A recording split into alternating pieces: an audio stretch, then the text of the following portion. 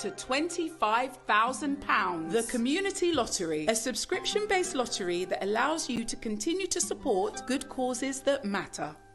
When you win, good causes win. Every month, eligible good causes have the opportunity to win a share of funds that could help them continue the good work that they do in our communities. To apply, there's no complicated forms, nor do you have to be a registered charity. Just grab your phone, send us a 60-second video explaining your good cause and the difference having extra funding would make to your project. Visit thecommunitylottery.com. Hit the play button and sign up for either 13 weekly draws or by direct debit for just £4.35 that gives you 4 weekly draws. You could have the chance of winning £25,000. The aim of the Community Lottery is to create an additional source of funding that will enable good causes to undertake innovative projects that matter. If you're in, the communities win.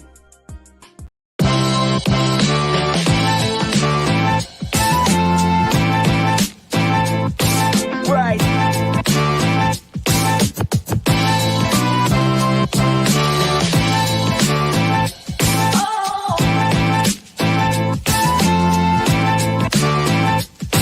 Right.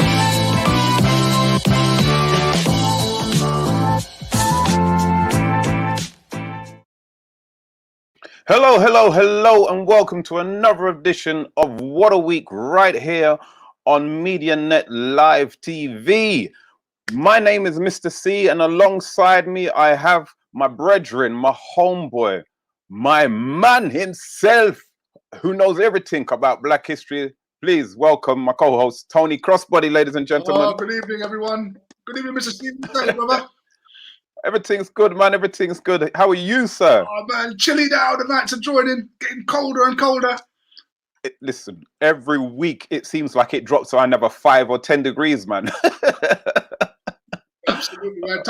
Next week I'm gonna put my onesie on for the show, man. It's getting so cold. Listen, I don't blame you, my brother. I for one, will not be judging you too much. Hey, listen, I've got a funny onesie story, actually. Before we even start with the onesie story, just want to say welcome to all of our viewers, watchers, and listeners, wherever you are in the world. We thank you for joining us. Please remember to like, subscribe, and to share. But most importantly, it's not just mine and Tony's discussions and comments. We want to hear yours as well. Oh my! Listen, onesie story. Tony, you're frequent with the R&P Caribbean Weekender, yeah? Right, Richie, Mikey, right. Philip. Right.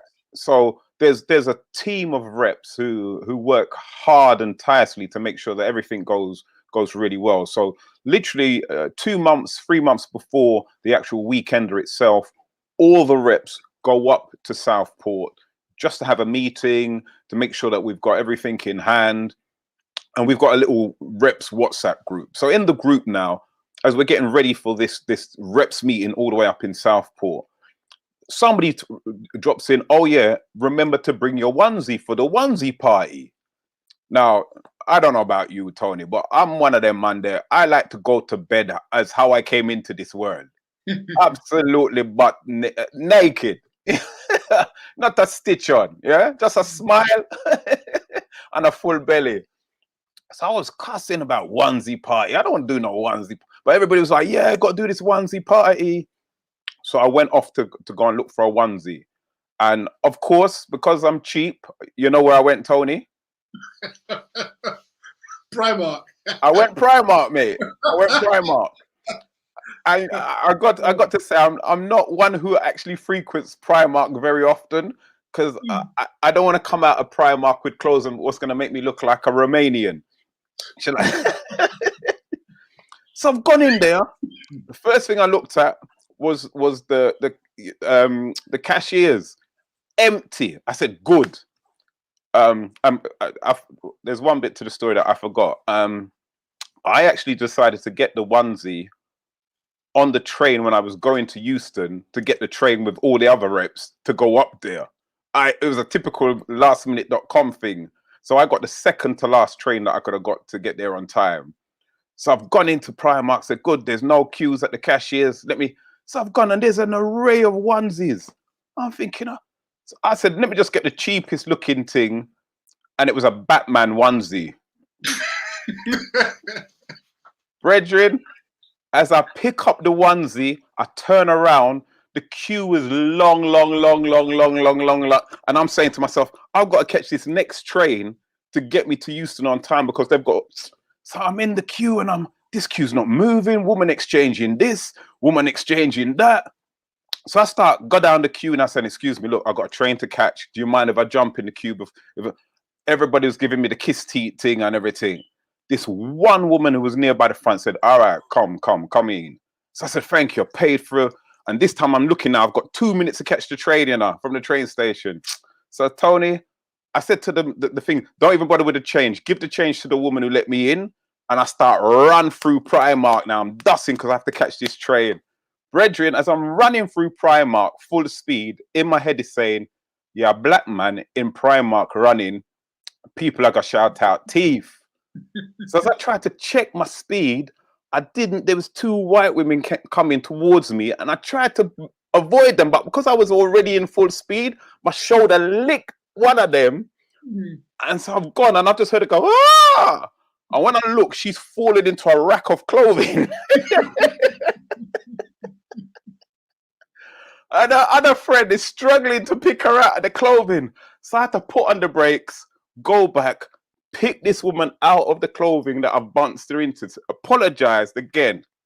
And her other friend looked at me and she said, she's got cancer. Oh. Jump on this train, just about made it. Got to Euston, got to Southport, boy. Had the meeting on the Friday.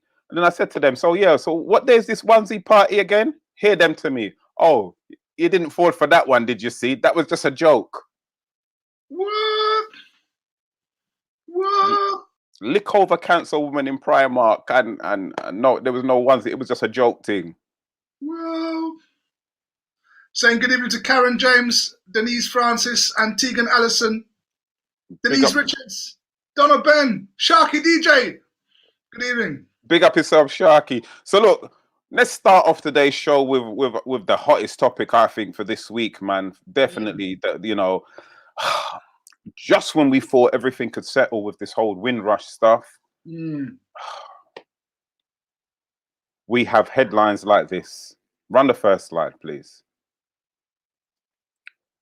So look, again, they're trying to do the stealth deportation of Jamaican descendants or Jamaican people who have been living here for an eternity. And this time, I'm really happy about this, Tony. What did you feel when this news first broke? Yeah. I mean, this is what we need. We need to keep our eye on the ball. Because, like you say, they try to sneak this thing in beneath the radar, but we've got people who are watching out for it, and it's nice to see high-profile Black public figures, getting on the case. I'm so encouraged to see this. Yeah, I mean, you know what? This is something that we've needed to see in this country for a long time, where a lot of high-profile Black celebrities or or leaders are not really saying anything when it comes to, like the very first Windrush scandal. There was only a couple of, but for this one, I think it's 82 Black public figures have actually written to the airlines who are actually, deporting the Jamaicans on behalf of the Home Office. And I've said to them, listen, you've got to stop this. You've got to stop this. We've had people like Naomi Campbell, Tandy Newton as well. So many other people, broadcasters, various lawyers and everything have joined in the debate. And I think this is a perfect way to show our strength as a community and saying this is not going to happen. And we have to do something about it. Those of you who are watching, who are in the comments, what was your feelings when you saw this news, ladies and gentlemen? Share us your thoughts.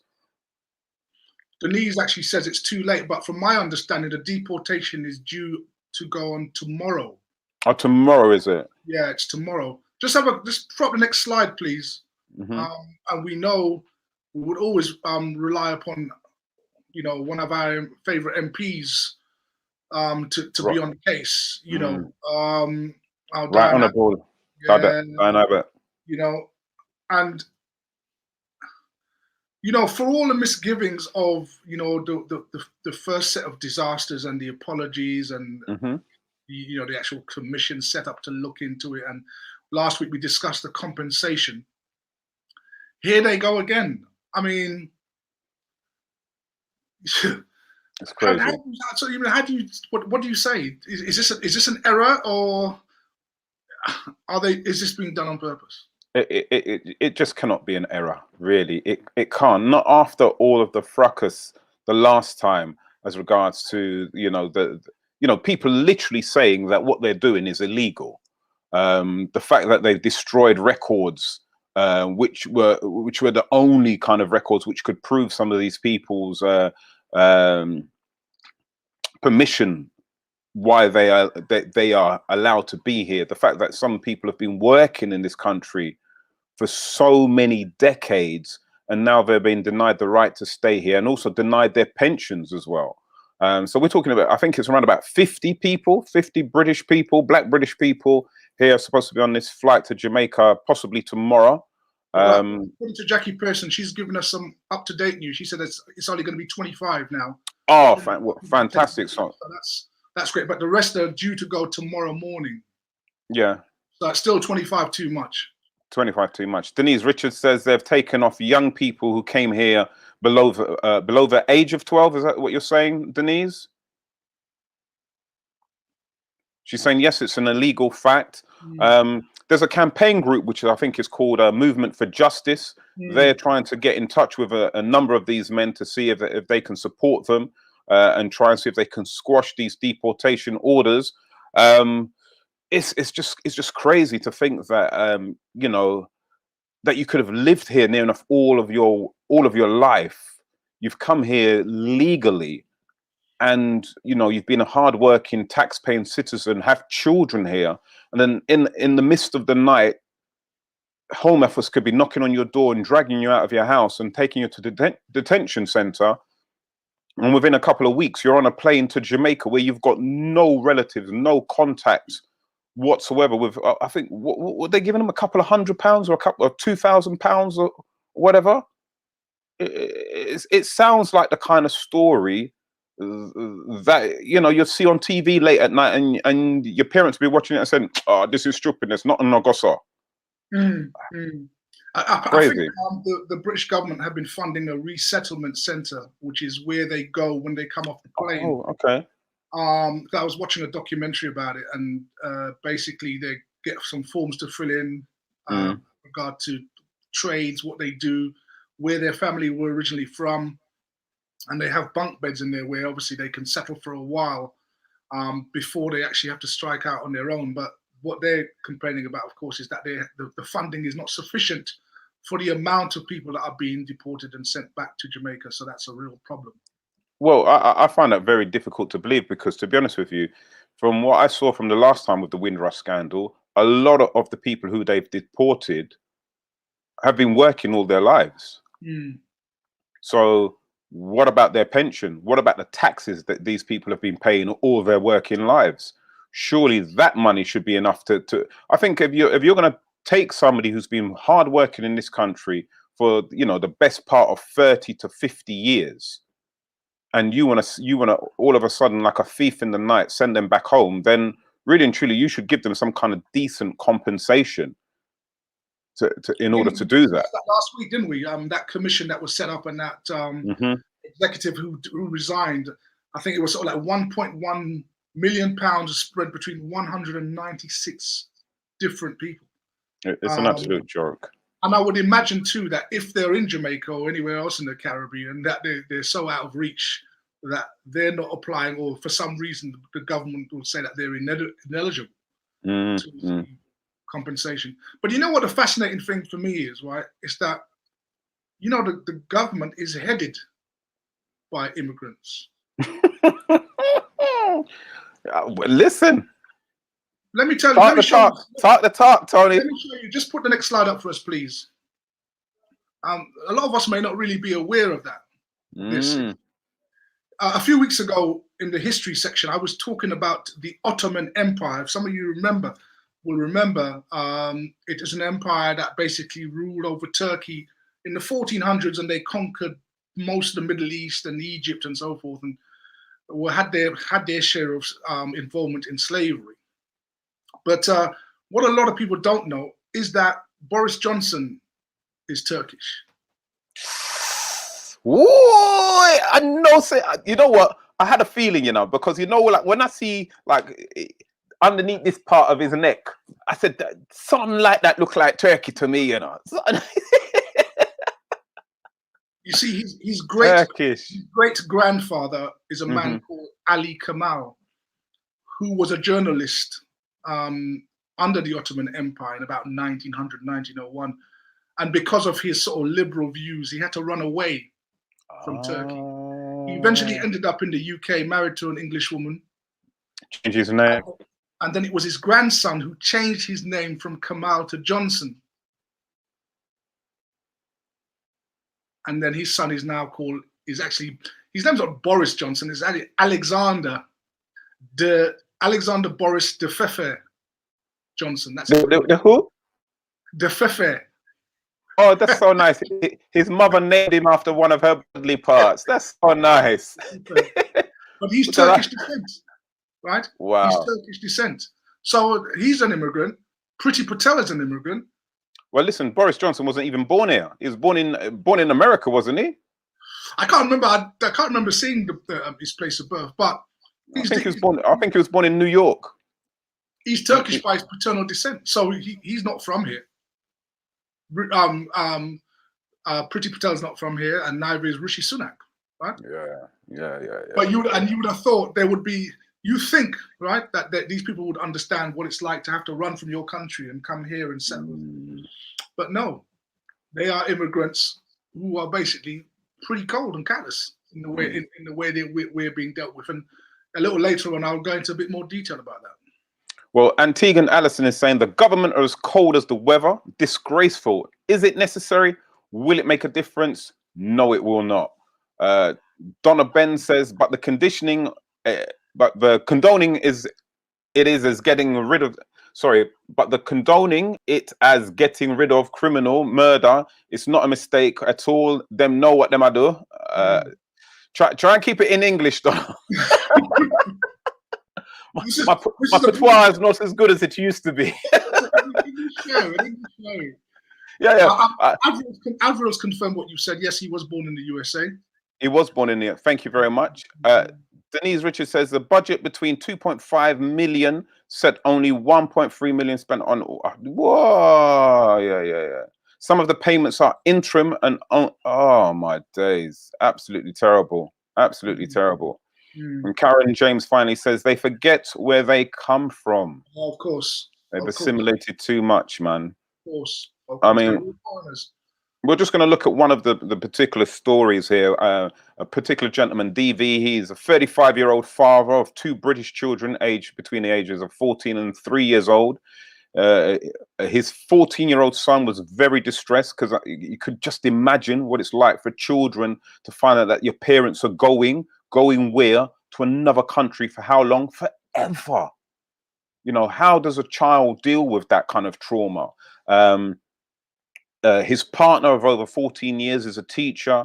He himself has lived in the UK for 18 years, and his three sisters have British citizenship. So, his mother's brought him over to join her in the UK when he was 17 years old, and he had an indefinite leave to remain in 2003. So how are you now saying that the guy doesn't belong here? It's absolute nonsense. Absolute nonsense.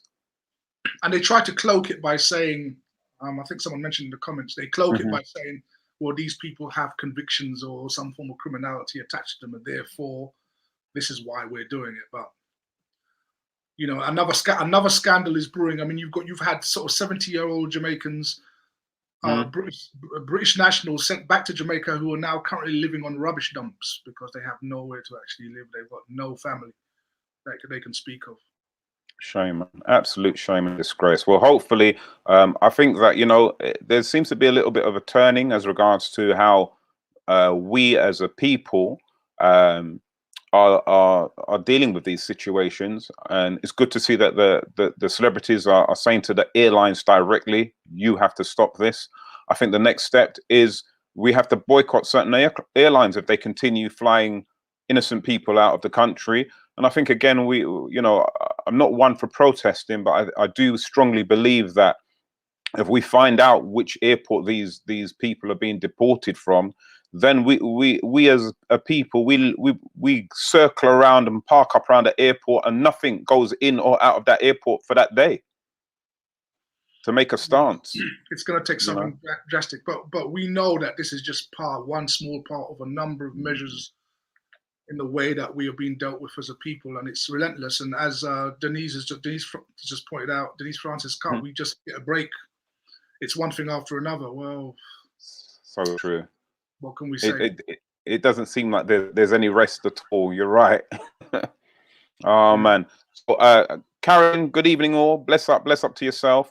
Good evening, Tony, our next news item, it features as regards to what's happening with the NHS. Talk us through this, please. Well, a report recently came out basically saying that in the higher levels of the NHS, there is no black representation. Now, does that really come as a surprise? Well, in a way, yes, because we thought we'd moved past that. We remembered Lord Chief Justice Macpherson's report in the wake of the Stephen Lawrence murder, which says that Britain, its institutions were racist. That's what he said. So, in other words, there was no allowance for black people to rise up into the higher echelons of power. And here we are now, almost 30 years later. And in an organization as symbolic as the NHS, we find that they have no. Well, and listen, let's be honest. It's people of black origin and other ethnicities that have been the backbone and the heart and soul of the NHS. And without our involvement in it, our hard work in it, it would be nothing without us, to be honest with you. So. Again, I think this is definitely an area where they need to look at and definitely have some kind of reform and some kind of, there's got to be a strategic plan that now deals with and tackles the insignificant amount of senior NHS black staff that that are actually in the organization.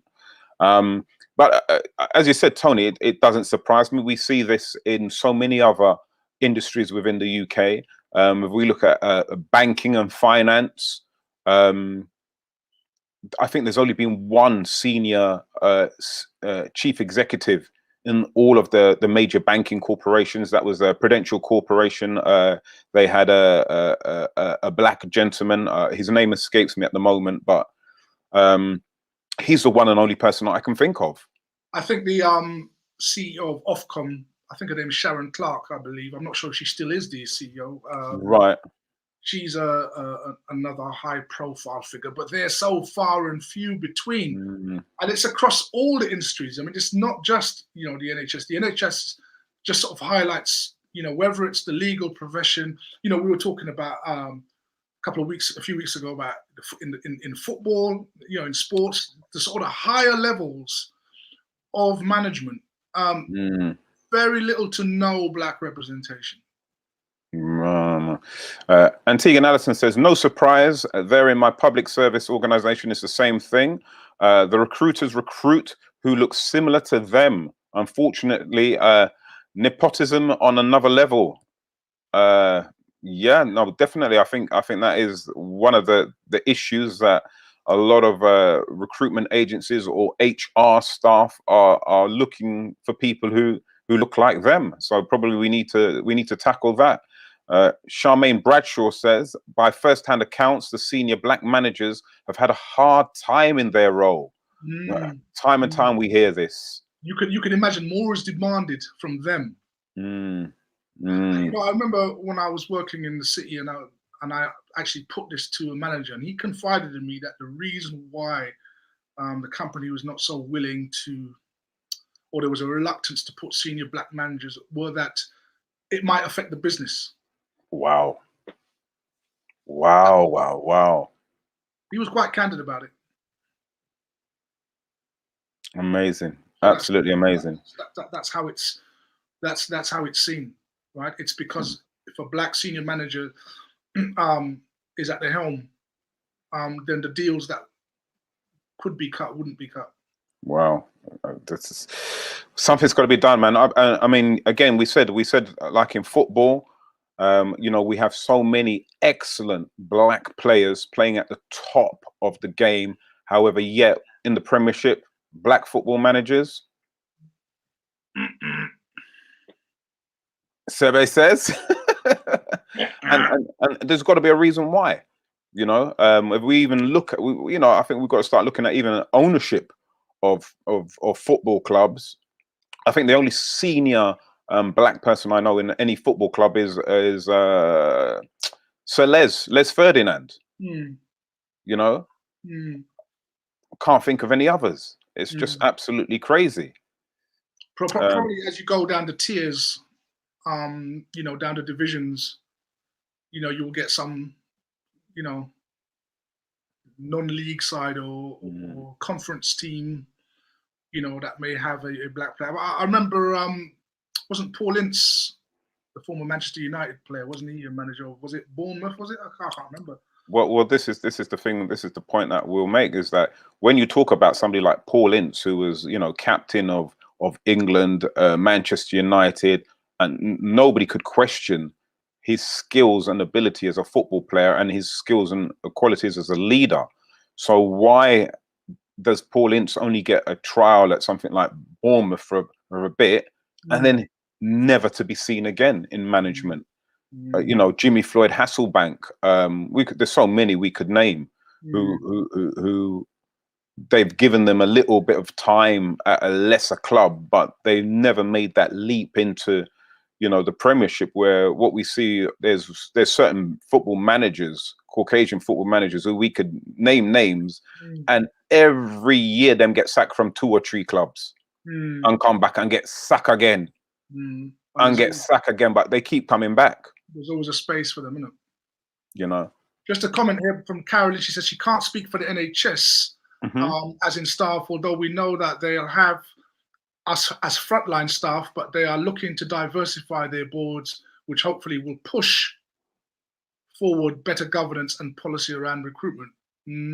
Yes. Well, hopefully, Carolyn, thank you for that. Says, all talk, no trousers in those organisations. They have big, they have big equality policies, but it feels it's all for show. It's part of history. Hard to change the culture, but tides are changing. We have a more robust recruitment policy being introduced. Let's see if it makes a difference. Yeah, thank you, Alison. Colin Allen says, I had exactly the same experience when applying to the MPS inspectorate. The role was to check on the false alarm rate in the corporate sector, basically to down a false alarm. Right. There you go, Colin.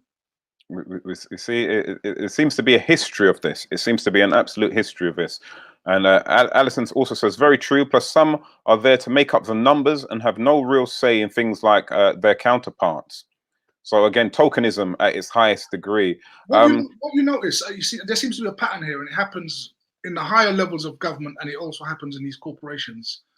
They allow things to go on for a long while until there's a sort of there's a build-up of frustration, and it starts coming out, right? Then they have a commission to look into it, which takes forever, right?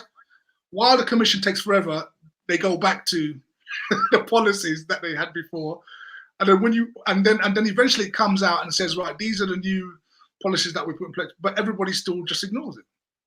Wow, and that's what happens with Russia. We need active change, definitely active change. Racism, wow, it operates on so many different levels. Sometimes it's very visible what it does to people. Sometimes a lot of us carry pain from past experiences where we have been the victims, but sometimes it seems like what happens makes us even more of a victim. BBC One this week on Monday had a documentary as regards to Anton Ferdinand and his experience. What a documentary. Did you manage to get I did look this up though. I mean, I did a lot of reading. I'm looking behind the scenes of this story, and it is a fascinating one. It is a fascinating one. Anton had a sort of collision, I believe it was, with John Terry back in 2011. Oh, yep. To which John Terry called him a Black Sea.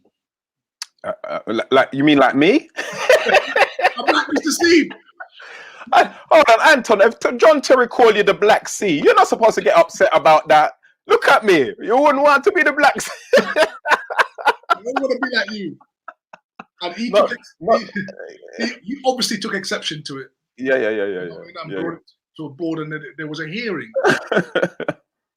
And then he wasn't happy with the hearing, in the way the hearing was conducted, because he felt somehow that he was the villain of the piece. Yeah. And again, I think John Terry was the FA's little kind of golden boy at the time. And obviously, he was probably one of the most celebrated defenders within the England team, if not the England squad. And it just seemed as though, because what it is, it's about, this is where institutionalized racism comes in. That it's not so much the fact that John Terry called him what he called him. It was how the FA handled it. And what the FA was expecting that victim of such a horrid crime to behave. They wanted him to just, peacefully be quiet about it, don't make up any fuss about it, and just carry on. And because he didn't do that, it almost felt like he was the one who'd caused all the problems. And it's oh man, there's I mean, I haven't watched all of it, to be honest with you, but some of the bits I've seen, man, it really was it brought up a lot of memories from the past, number one. And it was just interesting to hear it from their point of view as regards to their journey in life. So, Anton, for those of you who don't know, is Rio Ferdinand's younger brother. Their father is a black man, their mother is a white woman. Growing up in the East End part of town of London, and at that time, there was a lot of racism, even within the club that they first joined, which was West Ham. I as a young black man knew that if I'd go anywhere over East End, Stratford End or whatever, and a group of white guys said to me, "Oi, what team do you support?" I knew straight away not to say Arsenal, because I didn't want them to fall about the place laughing. But I had to say West Ham to save my skin. Yeah, I think Denise got it right. Denise, they grew up. I think it was Peckham. Peckham. My bad. Sorry, Peckham. Peckham. Yeah, you're right. West Ham, Chelsea, and Millwall. Oh, jeez. They were the three clubs, right, that have a tradition, a foundation. Especially Millwall, absolutely crazy. But they were sharing stories about their mother's experience. The mother used to say to me, you're going to get a lot of hate. There's going to be people who are going to say horrible things to you. And they speak about, walking down the street with their mum and people shouting out racist abuse at their mother and at them as well, spitting after their mother, spitting after them. And then to find out that, you're finally in a job where you love, you're quite established, and to see that the support system when things go wrong around you, it's just not there. I mean, he speaks about how it really had an effect on him, and 9 years literally later, he's still carrying the scars of that. So, he had things like bullets in the post, things were thrown at his mother's house. It's just...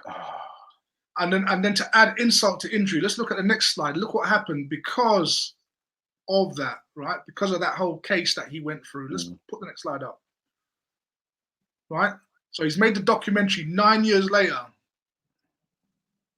and nothing has changed. Right? Unbelievable. Because as Colin Allen pointed out, England captain, golden boy, can't touch him. Yeah. We just want to say that, I mean, they're not saying that FA did nothing at all, but it's the way how they handled it. They fined, I think that they gave John Terry a fine of around about 200,000, and he was banned for 4 matches. He subsequently lost the England captaincy, but the court of law previously had found him not guilty. Now, a lot of people say to me, "See, you are a Chelsea fan.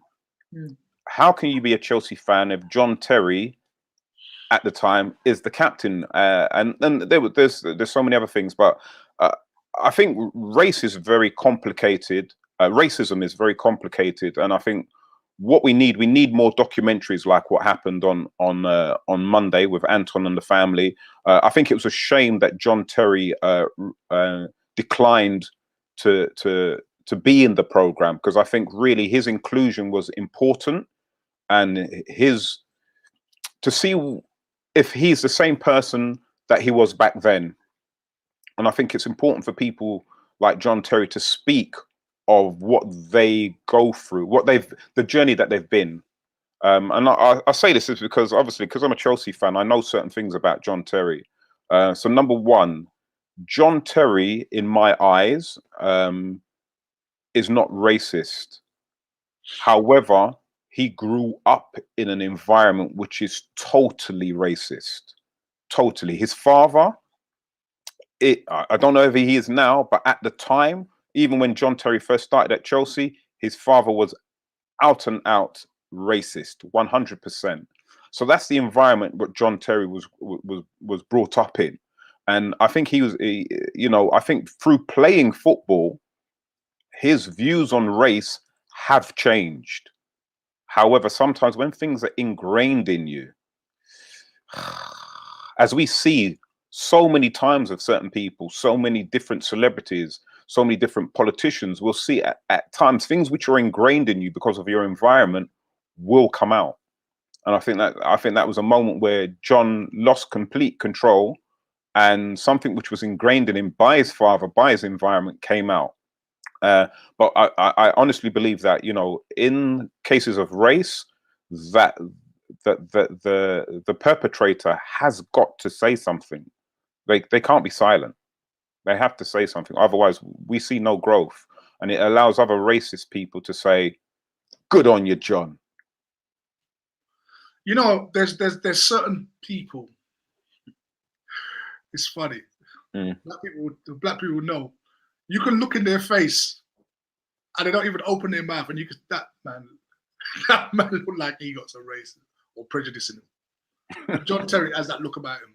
You know what I mean? Just his snarling kind of demeanor, right? And obviously there are degrees of racism. You got man there who's racist, but they will eat and drink with you. Right? If they work with you, they'll drink with you, right? But do something or step on them car or cross them, then that default position always comes out. 100%. Sorry, go on, Tony. People don't get cured of racism with time. That is some serious inner work you would have to do to break that cycle. You don't, because 10 years pass doesn't mean you're a new man. I'm not like that anymore. This is in your soul. If you grew up in that environment, you will always default to that when the crunch comes. Yeah, you can chat. Yeah, me and my mates, we go to the club, we go have a drink. But when it comes down to it, do you know what I mean? It's like you go to a supermarket and you have a run-in with someone and they call you nigger. It's that last bastion call that they have. It's that last weapon that sits there, that they know rails you up. It's there. Yeah. It's there. Yeah. It's that, if all else fails and they want to get to you, that is their fail safe. And they have never been able to break that, and neither do they want to. But you confront them with it, they'll feel offended that first of all you refer to them as being racist. Yeah, right. It's definitely something of position, because that's the thing. It's almost like, as you're saying that, Tony, in the working environment, that they will sit and or drink with you, but in their heads and in their psyche, they see themselves as being better than you. So it will come out if you got now the promotion that they was expecting to get, then certain types of their behavior will start to come out. Like I used to have things at work where certain people will say, "Oh, see, he's a good boy, he is." I say, hold on, we are called boy. but it's these little words which shows them that, you know, I'm a man, you're a boy. Right, you know, I'm white, you're black. It's this right. kind of micro bits of racism, what it is, but it's very subtle. Right. But Jackie Pearson points out, I have black friends. That's a classic, and I got black mates. Oh, you know what? You're not like the others. You're not the others. You're not like the others. Right. You know what I mean? You're all right. Here's another cold word. You got a chip on your shoulder, mate. Yeah. You got a chip on your shoulder. These are all coded words. It's like sunshine and boy. Yeah. So, I mean, but yeah, absolutely fantastic program, ladies and gentlemen. Please do watch it on BBC iPlayer. Anton Ferdinand, his journey and his experience with race and what happened with himself and John Terry. Speaking about supermarkets, Tony, there are some companies, though, who are willing to make a stand as regards to racism. A few weeks we've been talking about the uproar over the Christmas ads, Sainsbury's and the likes of. However, the supermarkets have done a wonderful thing. Let's go with this next headline, please.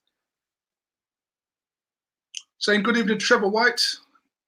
Big up yourself, Trev. Good evening, Hadriana Evans. Hi, Cuz, you right? Colin Allen, classic saying, if you're black, stay black. If you're brown, stick around. If you're white, you're all right. Right. Well, I remember that one, boy. Gee whiz, man. Oh, geez. You know what? That's triggered stuff. You know, one of the ones what they used to, some of the English kids used to say at school. I remember one of them coming up to me one morning and saying, "What did they say?" He said, "Wog's the matter? See, are you all white? What's happened? You haven't had your Rice Krispies or something like that. But don't worry, you can have some coon flakes." Oh no. Trevor White made a good point. So what about you people? You lot. You lot. I remember when I used to work for the post office, man. And I used to go, so what, Tony, you're gonna get the brothers round? You're gonna get the brothers, yeah? Or if a group of us were sitting around a desk, a table, chatting away, the manager used to come in and like, what's going on here?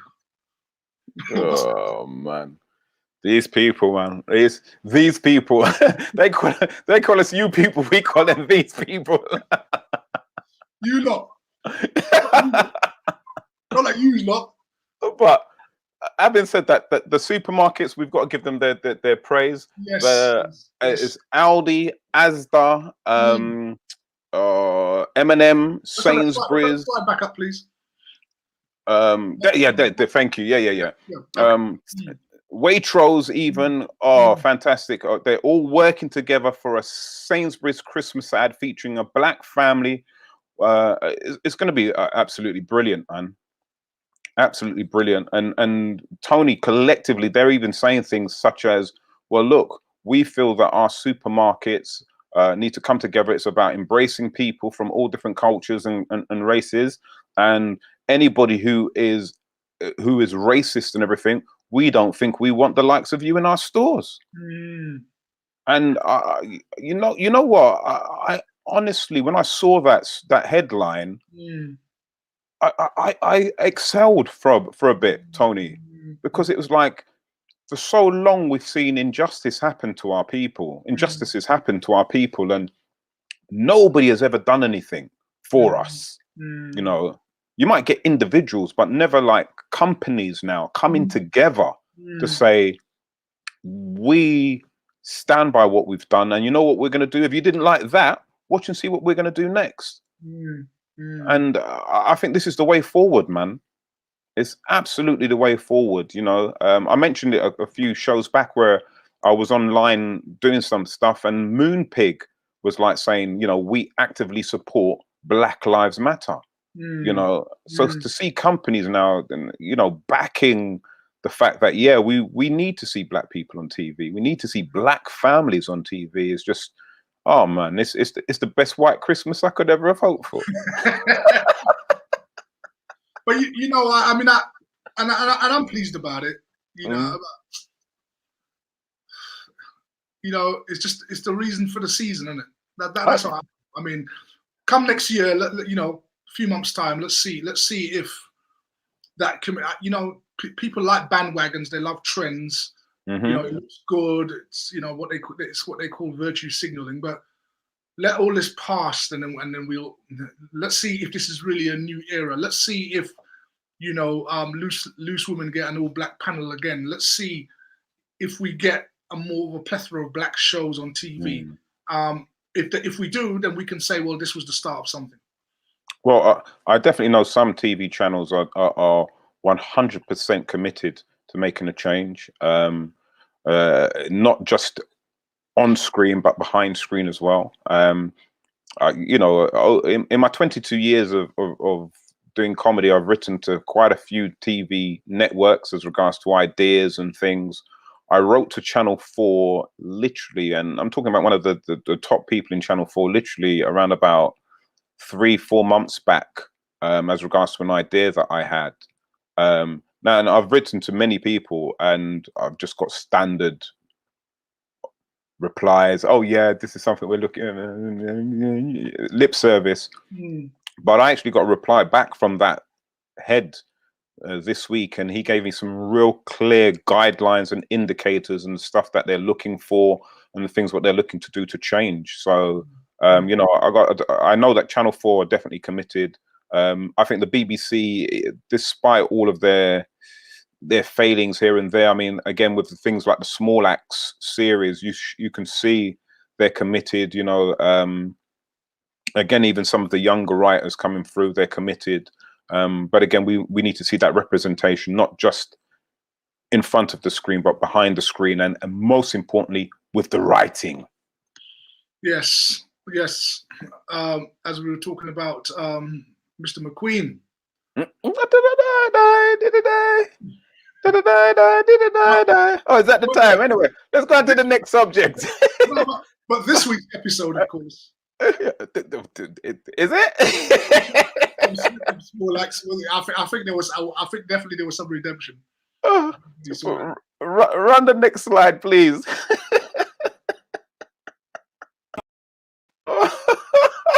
We didn't actually introduce that video properly, but this was the comeback of Mike Tyson.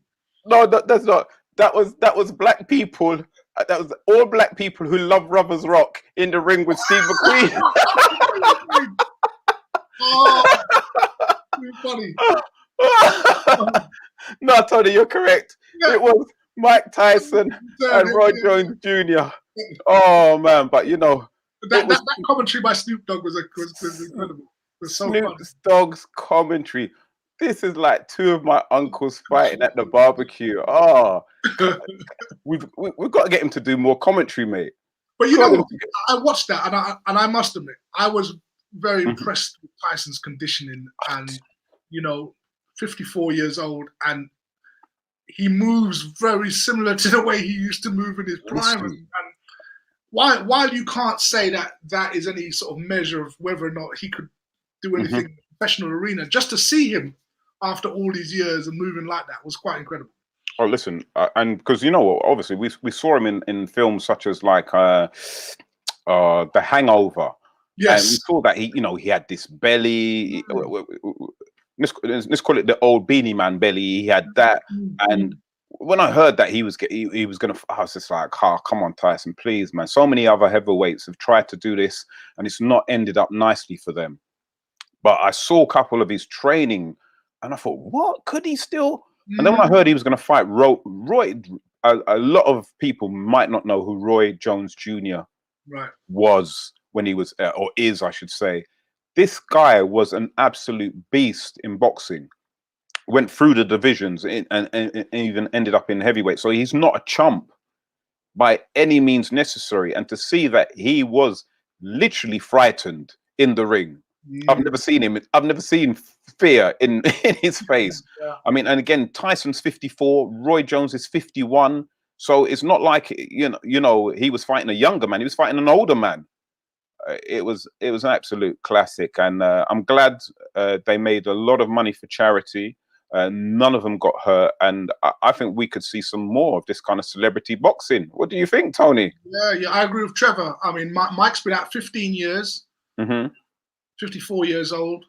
Yeah. Roy Jones been out for 3 years, so he's only retired 3 years ago. Mm. And yet everybody was fearing for Roy because Yep. Mike is such a beast, and it's his mentality, you know. And if you watch any of his training videos, you see his setup that he has. Mm-hmm. You can tell this man is not interested just in doing exhibition matches. You can tell. Yeah. No, 100%.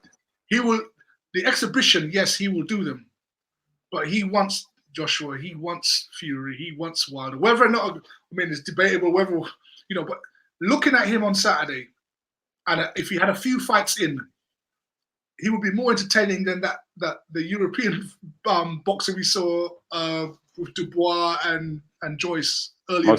Most definitely. But again, one of the things what I loved is like social media, man.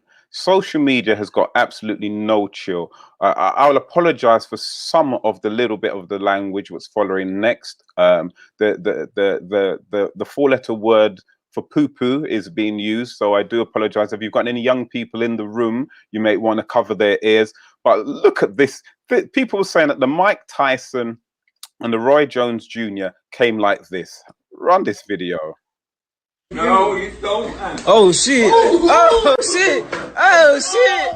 Oh shit! Oh shit! That's going to be them at 8 years old, I'd imagine. But you know, when a man is a fighter, you know, when he's born a fighter, you know, Mike had a very rough upbringing. Oh, listen, that has never left him. You listen to him in interviews now; he sounds much more calmer and, you know, mature. But you could still, that man has still got that killer instinct. Oh yeah, definitely. He's in a different place, but he still has the same abilities, is what we should say. Yeah. So Tony, celebrity boxing, and again, those of you watching, who would you like to see fight next? Out of all the celebrities, who would you like to see fight next? Tony, yourself, anybody you would like to see fight celebrity boxing? Donald Trump versus Joe Biden. Donald. That's a celebrity fight I want to see. Oh, Donald Trump and Biden. That would be, listen, I'd pay to watch that. I'd pay to watch that. Especially if Biden give him a uppercut and his, oh, if that thing on his head take off. and the ref is counting both Trump and the weak. One, two. The problem is Biden will come in the ring and he won't remember what he come in there for. That was the problem. Viewers, who would you like to see in a celebrity fight? A celebrity charity fight? Who would you like to see? I think for myself, I would like to see Diane Abbott versus Katie Hopkins. Woo! That's what I would like to see. Diane Abbott versus Katie Hopkins. I want to see Diane give her some belly thump, you know. Lift her up and everything, man. Or how about our good old MP, Dawn Butler MP? Dawn Butler versus Kemi. Yeah! That's poetry, bro. That's poetry. Whoa, you read my mind. That's poetry. Give us some. Listen. What are you talking about? What? Yeah. Every punch you say is for charity. Yeah. This is for charity. Oh dear. But listen, also on the Mike Tyson fight, there was another set of celebrities boxing. Nate, you know, I'm laughing so much I can't remember his name, you know. But let me explain him first, though. Nate Robinson, right? Thank you, please. Yes, he's an athlete, right? Yes, he's played NBA. Professional basketball in the NBA, right? Because he's so athletic, he wanted to try his hand at boxing, and he was matched up with a very famous YouTuber called Jake Paul, who has something like 12 million followers. Now, Jake Paul is not a professional boxer, and neither is Nate Robinson. But check out what took place and listen to Snoop Dogg's commentary.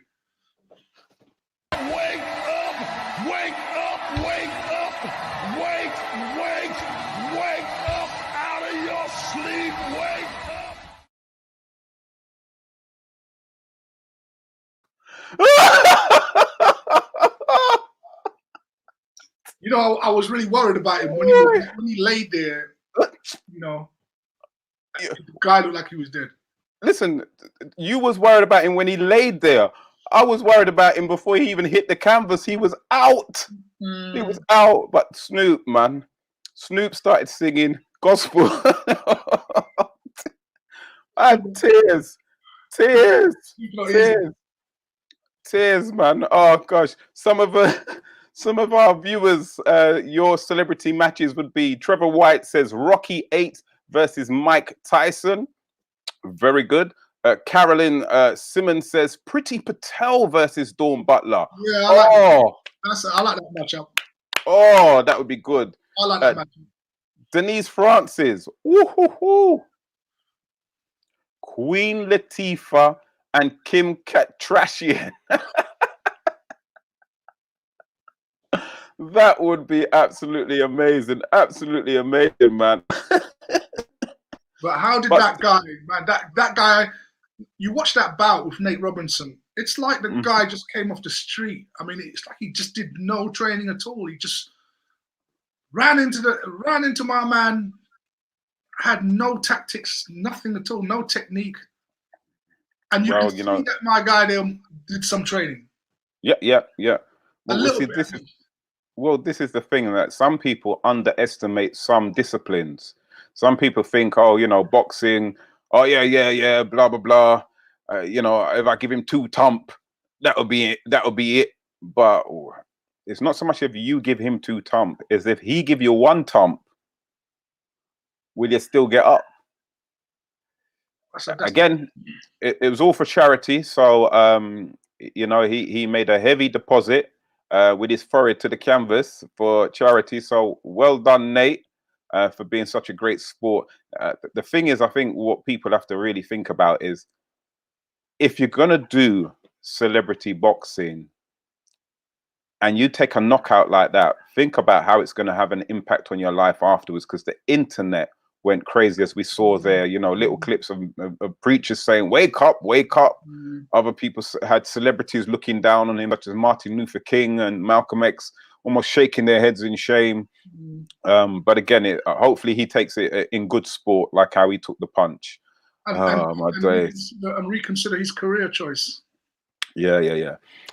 We touched on it earlier. Of course, Small Axe continued with the next installment in their series of 5 films by outstanding director Steve McQueen.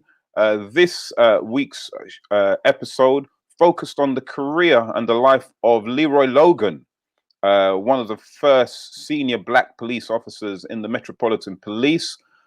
Tony, did you manage to see any of I was watching it and I was just being constantly disturbed throughout. But I got up to the scene where he was basically having the interview. Right. You know, I saw the sort of tensions with his dad, but when he was having the interview for the job and just the way that they were questioning him, you just knew at the start, right, that it was going to be trouble. And I think, you know, he just came out with it, didn't he? He says, "Well, I'm here to basically change things up." Yeah. I just we've got 1 or 2 little ones still saying Jagger Wright versus Puff Daddy, Boris versus anyone at all, please, said Donovan, and Boris versus Sadiq, says Carolyn. That would be an interesting one. Both would be running scared. But yes, this episode, Denise Francis says, I really enjoyed this episode. I think Steve did a good job. Just wished it was longer. Anybody else? Anybody else managed to watch Red, White, and Blue this week? Would like to know what your comments were. John Boyega, he did a very good job portraying Leroy Logan. I have to say though that again, I'm not too sure what's happening with the budget for these particular films, because John Boyega did very well portraying Leroy Logan. However, his beard looked a bit suspect to me. It might just be me. People might say I'm picky, I'm fussy, But his beard, you know, like when you take your children to your children, you go to watch your children in the nativity play at Christmas, and the child has got the drawn on beard and mustache. I was like, come on, it's 2020, man. You can't give a man a more authentic looking beard than that. And again, the accents. Yeah, it's a problem. Both of Leroy Logan's parents are Jamaican. I was confused. I wasn't sure whether one was Guyanese or the other one was from Anguilla, or I couldn't even say St. Lucia. It had to be some different kind of island. I'm surprised again at Steve with that, because you know, he should have known that doesn't sound sufficiently authentic. But you see, the problem sometimes is you're caught between the actors you want and their ability to do an accent, and we've seen that even with top Hollywood stars. I kind of got it wrong. So it's probably one of those sacrifices they make in production where they say, well, look, people will notice it, but it's not as big a problem as the acting is good. So we'll work with it. I mean, Colin Allen says he said it was better than The Lovers Rock, but you can't portray a 30-year career in 80 minutes. Avril also says she agrees it was good. It should be longer, and it finished very suddenly, which I tend to agree. I got mixed opinions on it, Tony. Myself, I thought that it started off kind of very well, and there were bits where I felt kind of like, oh, okay, all right. Because I don't want to tell the whole story for those of you who haven't seen it, but the dynamics between him and his father I thought was very interesting. And again, you know, knowing what had happened to his father and still making that decision to join the police force, I found that was quite engaging.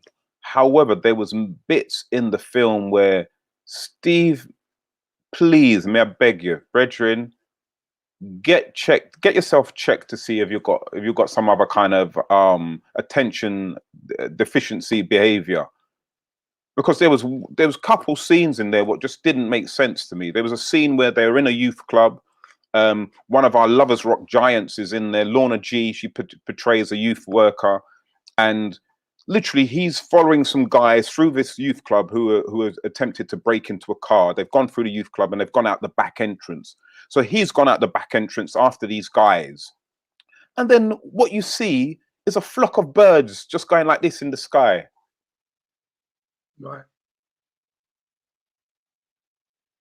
And I'm watching this and I'm thinking, what the heck has this got to do with this scene? It's almost like he has, because you know, this is why people are starting to question his black authenticity, because it's like, you've given us this thing where he's chasing these boys, he's gone to talk to these boys, and it's almost, Steve, is like, because of where you were brought up, obviously not in the ends, or you've been away from the ghetto too long, all of a sudden you're like, oh look, a flock of starlings,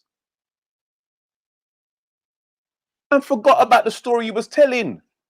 Because we're talking about Leroy Logan, ladies and gentlemen. For those of you who don't know, Leroy Logan was probably one of the most decorated black police officers. He started up the Black Police Association. He dealt with the Stephen Lawrence inquiry, also into the inquiry to the killing of Damiola Taylor.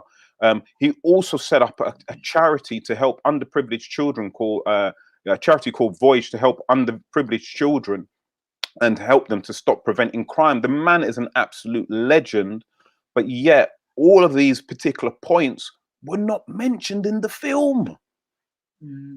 Were not mentioned in the film.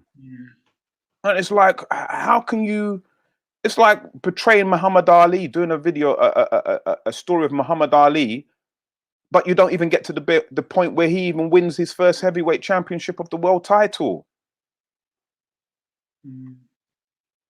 It left me wanting more, is what I can say.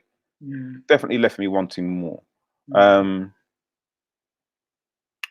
comments read, Carolyn says, Leroy's doing a follow-up on Monday. There's tickets on Eventbrite. That'd be interesting to see. Trevor White says, you can't tell me they cannot find black actors that have proper accents for whatever parts they're asked to play. And Sandra Henry says so much more could have been added. I'm sorry, yes. Finally, Carolyn saying sorry, but he's not in tune with his ethnicity, irrespective of his talent. I'm starting to question certain things about. Yeah, it's Steve, man. Maybe making a movie and then making something for the small screen are probably two different things. Which if you're gonna touch on things which are legendary or things which are legendary to us in our culture, you have to give it proper justice, proper service, man. Absolutely proper service. And like, for example, I would say, Steve, if you're watching, I'm going to hand over to Tony Crossbody, and Tony's going to give us a little window into our history as Black people. And I just want you to watch, Steve, how Tony deals with this particular subject. And hopefully you can take some of this and make even greater films in future. Ladies and gentlemen, as we hand over to Tony Crossbody for our Black History Month section. Thank you. Give him a round of applause.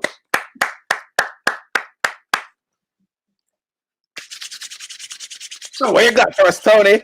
Yes, sir. So we're going to recap basically on what we discussed last week. So let's have the first slide, please. So we have been talking about, in the past, Black people throughout Europe. And we've been concentrating our efforts in the last 2 or 3 weeks on Spain and Portugal specifically. That landmass is actually known as the Iberian Peninsula. And within that landmass were a group of people that we identified as Hebrews. These were Black Hebrews, as we saw from our previous discussion. Now, what happened when the Catholics overran Spain and basically wrested it from the hands of the Muslims, they then enacted orders that they wanted all non-Catholics to become Catholics in a period that was known as the Catholic Inquisition. So basically, if you were not a Catholic, and specifically if you were a Hebrew or if you were a Muslim, if you did not convert to Catholicism, you were forced out the country, your assets were seized, or you would be killed. So basically, many of them, having been persecuted in Spain, went across the border into Portugal. However, unfortunately, the King of Portugal decided to enact the same law, which meant that specifically the Hebrews, who were the main targets of this oppression, and the reason why they were the main targets, because they were seen by the population as being the spiritual people of God. People had known about these individuals because they had heard the stories from the Bible about who the Hebrews were, and the Catholic Church did not like that sort of power that they held, the spiritual power. So they forced them on pain of death to become Catholics. Now, as you can see from the map, just underneath Portugal, you will see the continent of Africa. So many of them basically went across the Straits of Gibraltar and ended up first in North Africa and then into the West. Next slide.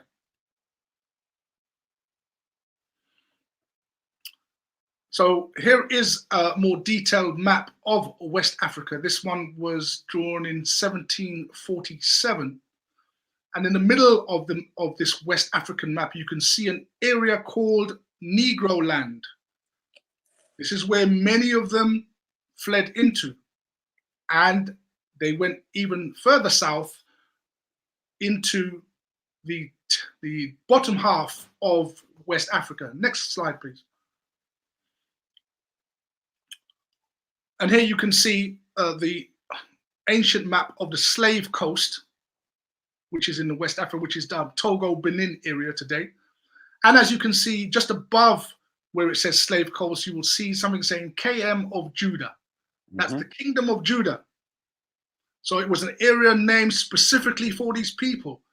Some of them had run away from Portugal. but some of them had also migrated into the West. And as we know, they ended up in the Caribbean. Next slide. So just to confirm, we read here that the Jewish arrival in Barbados, Jamaica, Brazil, was a direct consequence of the Spanish Inquisition. So this was the forceful changing of religions.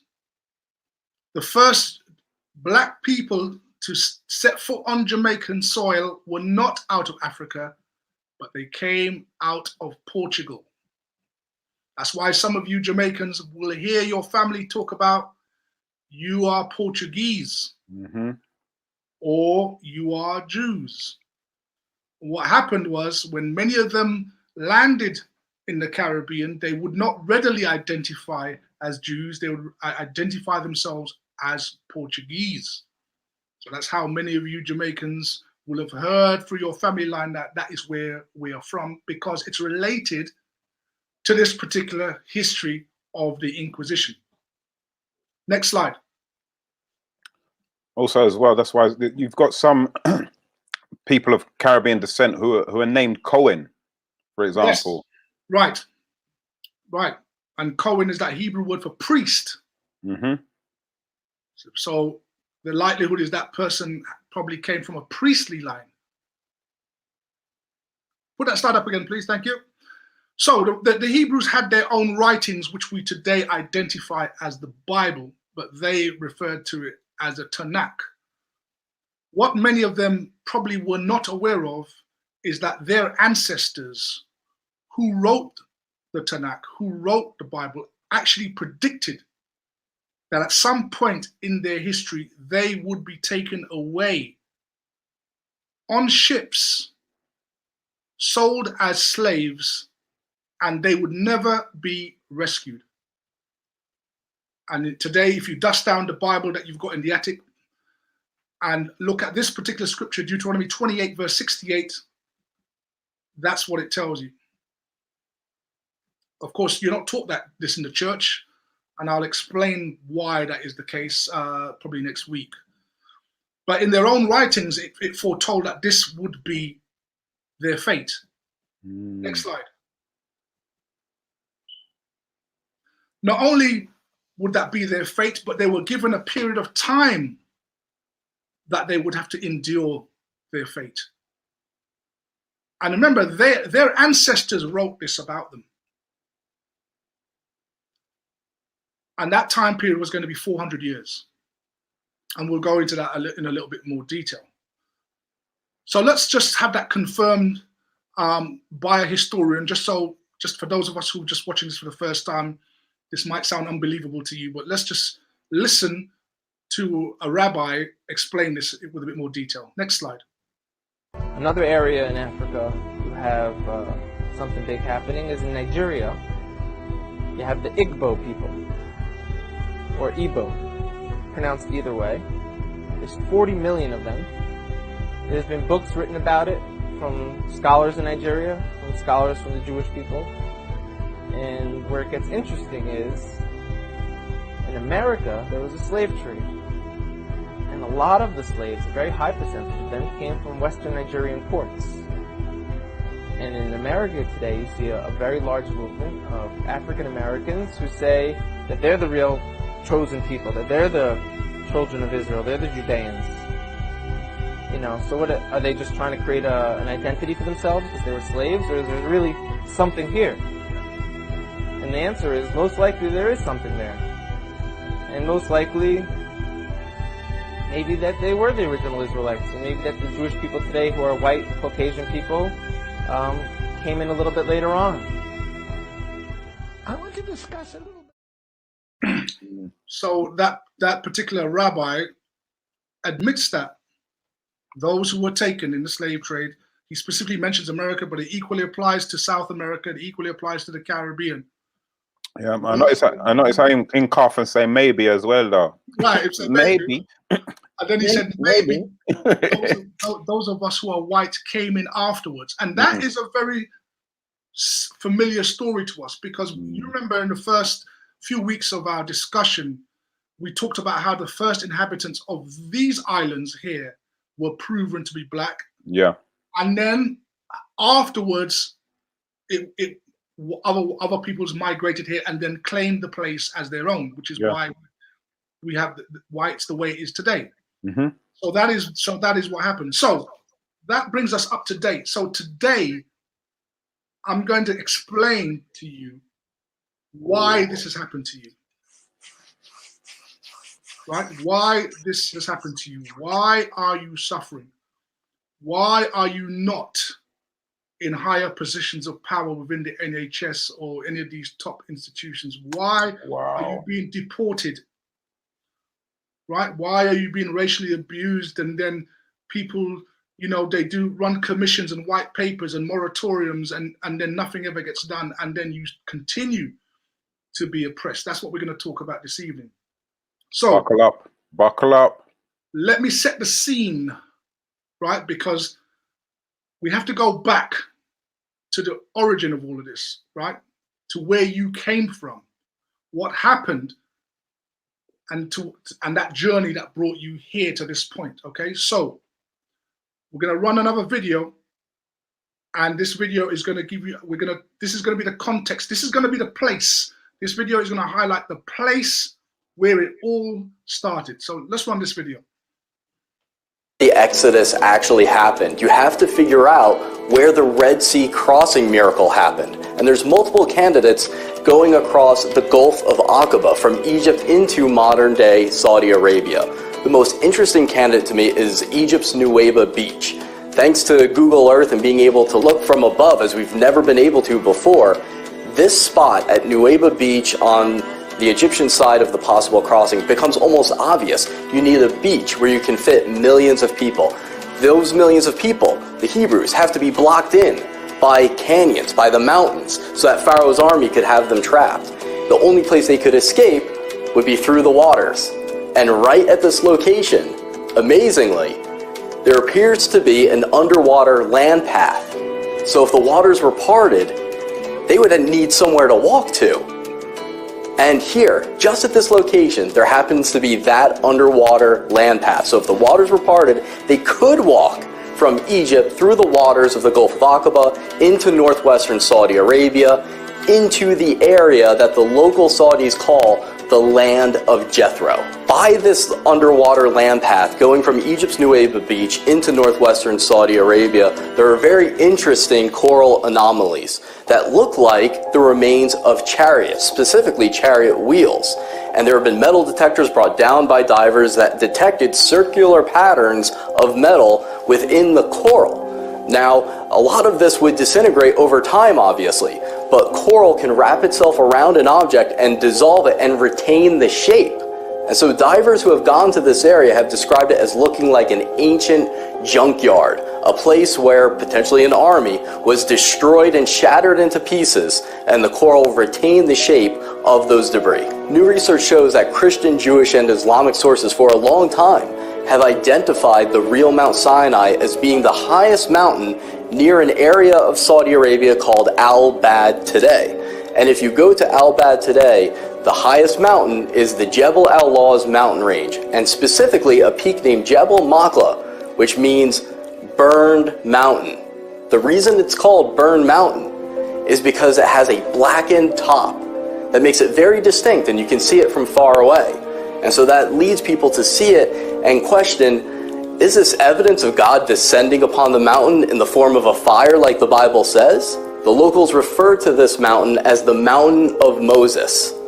And they will tell you how generations after generations have known that this was the real Mount Sinai. In front of this mountain, just like the Bible says, you can see a collection of rocks that have inscriptions of people worshiping bulls. And the local tradition is that this is the golden calf worship site, to the point where locals will even suspect you of searching for gold if you go there. So we know from the book of Exodus that God tells Moses to set up an altar of uncut stone without steps at the foot of the mountain, and next to that altar to set up 12 pillars to represent the 12 tribes of Israel. When you go to the foot of this candidate for Mount Sinai, known as the Mountain of Moses, you come across an ancient altar where you could see where the animals would have been lined up for sacrifice. It is made of uncut stone, and it has no steps. And next to it are the remains of about 12 marble pillars. One of the biggest miracles of the Exodus story that many people would find hard to believe is the story that God told Moses to go up to a rock and strike it with his rod so that water could pour forth and his people could have water to drink from, who were dying of thirst. Amazingly, along this route to the possible Mount Sinai, you come across a gigantic split rock on top of a 100-foot hill, and the rock itself is between 40 and 60 feet high. When you climb it, you look like an ant next to it, and down the split in the middle and the rock below, it's smooth. The adjacent areas are all rough with different types of rocks. It's very bumpy. But then in this area, it looks like water poured forth from that rock, from the split, coming down the hill onto the ground below. And the local Bedouins, who have been told to keep people out and will actually confront you if you go there, will say that this is referred to by them as the split rock of Moses. At one point in my life, I thought that as human knowledge developed and as science developed, we would move further from the biblical account, that those would look more and more like myth. Now I see that it's looking more and more like an accurate historical account. Amazing, Tony. Absolutely amazing, man. So the reason why we obviously played that is to put it into context that the beginning of this nation happened in a real place, at a real time, at a real location. Now, what happened there? Now, this is how it concerns Black people so much, right? To answer the question about why we're in the situation we're in, I want you to think of a marriage. So let's put up the next slide, please. A marriage. Okay. Marriage. Lovely couple. Good choice. Good choice. Right. So a marriage can also be known as a marriage covenant, right? Which is when two parties join together and they are each obliged to fulfill certain criteria. Such as? Next slide. Mr. C, would you just read in the definition of a covenant what it says in the underlined part, please? It reads, some types of covenant may also be enforceably by or against persons who are not a party to the original arrangement. Right. So normally a covenant, which is similar to a contract, can be signed by two parties, but it can affect people that are not even there. Right. Okay. So let me give you an example. When you get married, you enter into a marriage covenant, but the covenant affects any future children you may have. Okay. The children did not sign the covenant. Yes. But they are affected by the covenant.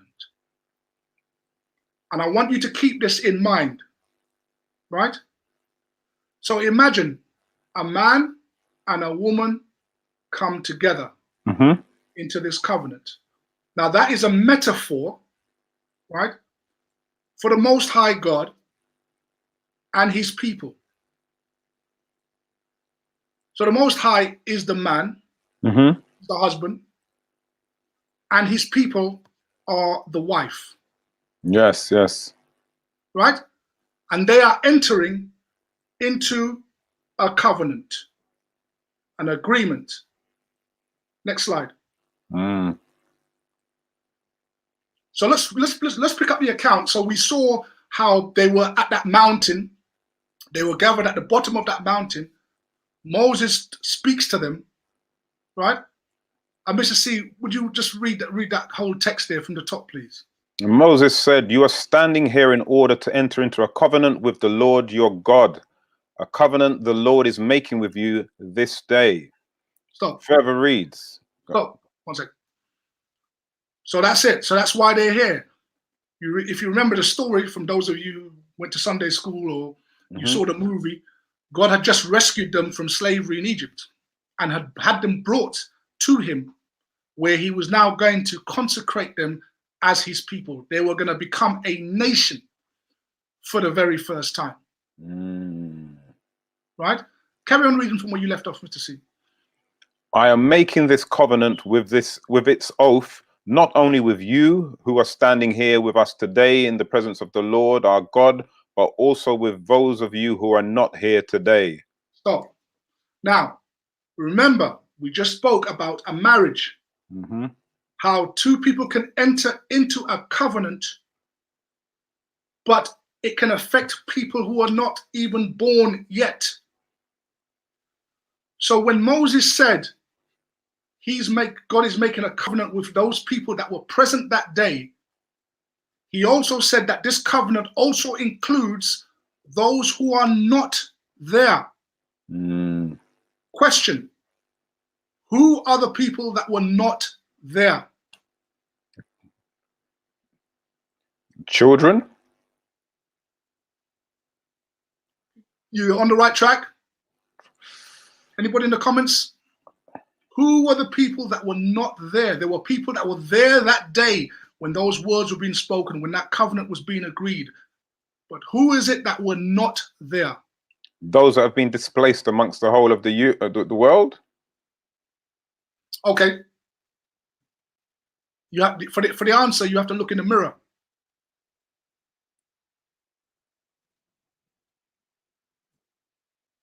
I see me. Right. It is you that wasn't there. Future generations. Well done, Sandra. All future generations that will be born out of these people were in a covenant, even though they didn't sign it, because a marriage took place that would produce descendants who were also included in that agreement. So what we gonna do? Don't worry. So look, so this is what would come onto the descendants if that marriage went well. Next slide. Would you read that, Mr. C, please? If you fully obey the Lord your God and carefully follow all his commandments I give you today, the Lord your God will set you high above all nations on earth.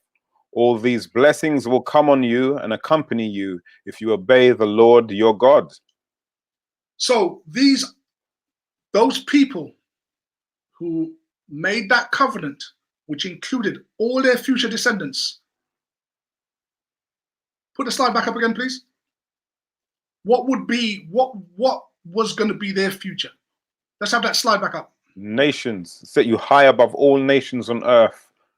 And blessings will come on you and accompany you if you obey the Lord your God. Right. So this is God's husbandly responsibility towards his wife. This is a metaphor we're talking about, right? But an agreement that if, remember, it was dependent upon obedience. If you fully obey, I will set you high above all the nations on earth. Which means that you would be the top man. Which means that anywhere you go in the world, you would get respect. Nobody would dream of disrespecting you if you fully obey. Next slide. Mr. C, would you read that again, please? The Lord will establish you as his holy people, as he promised you on oath. If you keep the commandments of the Lord, your God will walk in obedience to him. Then all the peoples on earth will see that you are called by the name of God, and they will fear you. So again, obedience meant that you would be at the top, and all nations of the world would fear you. Next slide. Mr. C, please. Do not turn aside from any of the commands I give you today, to the right or to the left, following other gods and serving them. Stop. So do you see that? So we have obedience, which is tied into following other gods. Now, bear in mind that we were talking about a marriage here. What happens when two people are married and one goes off to be with somebody else while they're supposed to be married? They get peace and quiet? just a question. Yeah, they most likely enter into some new partnership, right, or some new kind of entanglement, which brings consequences, right? Yeah. Let's read on. However, if you do not obey the Lord your God and do not carefully follow all his commands and decrees I am giving you today, all these curses will come on you and overtake you. Right. So on the one hand, the husband, God, the Most High, says that if you obey and don't follow foreign gods, you will be top dog on this planet. Everybody would fear you and respect you. You'd be rich. You'd be blessed. You'll be the number one influencer on earth. But conversely, if you don't, curses will come upon you and overtake you. Now, keeping in mind, husband and wife analogy. This is the husband now saying, look, it is under these conditions that we're going to enter into this covenant or contract. So how did the wife turn out? Next slide.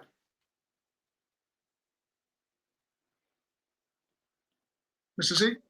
I will sentence you to the punishment of women who commit adultery and who shed blood. I will bring on you the blood vengeance of my wrath and jealous anger. Right. So what we can see here is that things did not go well. So the command to avoid worshipping foreign gods when you already had the God there that you were in an arrangement with was similar to what happens if a woman decides to run off to be with another man while she's married. The Most High sees that as adultery. And the consequences for that spiritual adultery is what it says in the last sentence of that verse. It says, I will bring on you the blood vengeance of my wrath. And jealous anger. And jealous anger. Now, what were some of these? What were these people doing? What were the ancestors actually doing that brought this upon them? Oh boy, they was watching Sainsbury's Christmas ads and saying, "I'm never going to go into Sainsbury's again." So, first of all, they were actually doing outright devil worship. They made false idols. They were burning their infants in fire. Ooh. They were murdering. Now, these are supposed to be, remember, the people who are in an arrangement, a covenant. They're in a covenant, right? So it's like having that woman there that just keeps going off. She meet this man, she meet that man, she meet that man. And she comes back home and you take her back and you take her back and you take her back. And Charmaine Bradshaw was saying, isn't the church referred to as the bride of Christ in the Bible? Incorrectly, Charmaine, and I'll explain that. So this is why the Most High had to send prophets, right? The prophets were like solicitors. The solicitors were there to remind the people of the contract, of the covenant that you're breaking, and you need to put this thing straight. The Most High is running out of patience with you if you don't. And what do? They took the prophets and killed them. Now, ultimately, the greatest prophet, which the Bible says is God's son, was sent to them to put them straight. But what happened to him? He got sold out by his own people. By his own people. Next slide.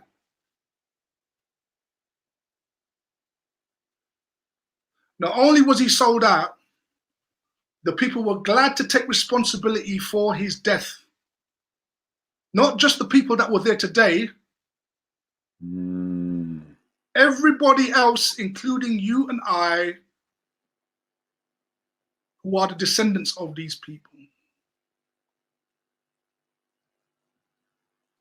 This nation has the blood of Christ on its hands, and they don't even know.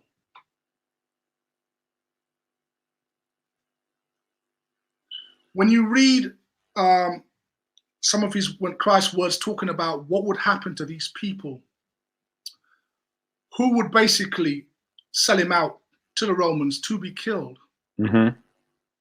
he pointed out that you would be scattered into different nations because of this. Imagine if you had a son that was helping out the community and was doing community work, and those same people had him killed after you tirelessly were helping them out. You would not take that very well. No, not at all, Master. And the death of Christ was the straw that broke the camel's back for the Most High. Next slide. This is what was predicted to happen to you as a people. The Bible likens this nation as a whore spiritually, always chasing after other gods, always looking for having a good time, for raving, but not seeking their husband. And because of that, in a metaphorical sense, God had to divorce you. He had to cut the arrangement. And cutting the arrangement means that, in a literal sense, if a man and woman are married and the man leaves the home and it's only the women and the children left in the home, that woman now is prey to other men who might realize that this woman don't have no man around her, so we can go around there. So what happened is the Most High stepped aside and said, all right, I'm going to leave you to your own devices. And the protection that this nation had was removed. Next slide.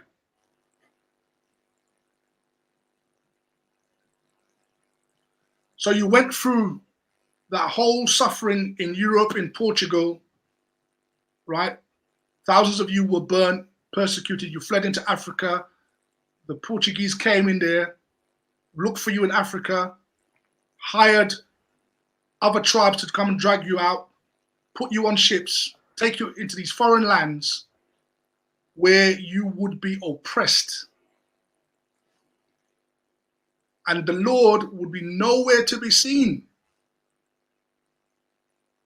Mr. C, please read that verse there for us. It reads, "Oh Lord, why are you hiding from us? Don't forget our suffering and oppression." And doesn't it seem that way? Why? Listen, it sure does, man. Today we were talking about, you know, the likes of John Terry. We were talking about the NHS. We were talking about the Windrush scandal. Over and over again, someone said in the comments, are we ever going to get a break? This is the problem. In fact, the Most High was so accurate about what was going to befall you. He said this, next slide. Mr. C, would you read that for us? The foreigners who reside among you will rise above you. And PAX definitely have done that, mate. They got shops everywhere. So people who've come to this country where you reside, right? Where you reside, and you've been here 70, 80 years. People come here 20 years, 30 years, and they build shops, supermarket and everything. And we still have patty shop and a couple of market stalls. If we're lucky. If we're lucky. So let's start raise up the rents for the market stores and them have to leave. Right? How could the Most High have known this? How could this have been written down? And then you are the living embodiment of this very experience. What do companies like PAX sell? PAX sell products that are unique to you. Mm-hmm. Right? So it's like you plant, but you can't enjoy the fruit of the things you plant because someone else who is a foreigner just like you and is not even you are selling the products that you create. Next slide. And that's what the Most High says. You will plant a vineyard, but you will not even begin to enjoy its fruit. So in other words, you will create something so wonderful the world enjoys, but you never fully benefit from it. Music, fashion, style, food. Oh wow. Right? You will never fully benefit from the things you create. Whatever you create will be taken away, monetized, and make so many people rich but you. This is what happens to an adulterous wife of a nation, which made agreements and covenants with the Most High and then decides to do their own thing. You don't even know who you are because who you were was taken away from you. Next slide. Mr. C? You will lose the inheritance, identity which I gave you. Jeremiah 17:4. Thank you. So the identity was given to you at that place that we saw in the video just now on the mountain. When you were created into a nation, given a constitution of laws, made promises to obey, you were given an inheritance. That is when you became a nation. Just want to say, sorry, Tracy Young's asked a very interesting question here, Tony. She says, very interesting, but why was this conditionally only put on black people? Right, so it's not black people per se. We spoke about this a couple of weeks ago, that the term black people really just speaks of your phenotype or how you look on the outside, right? You know, the darkness of your skin in its various shades.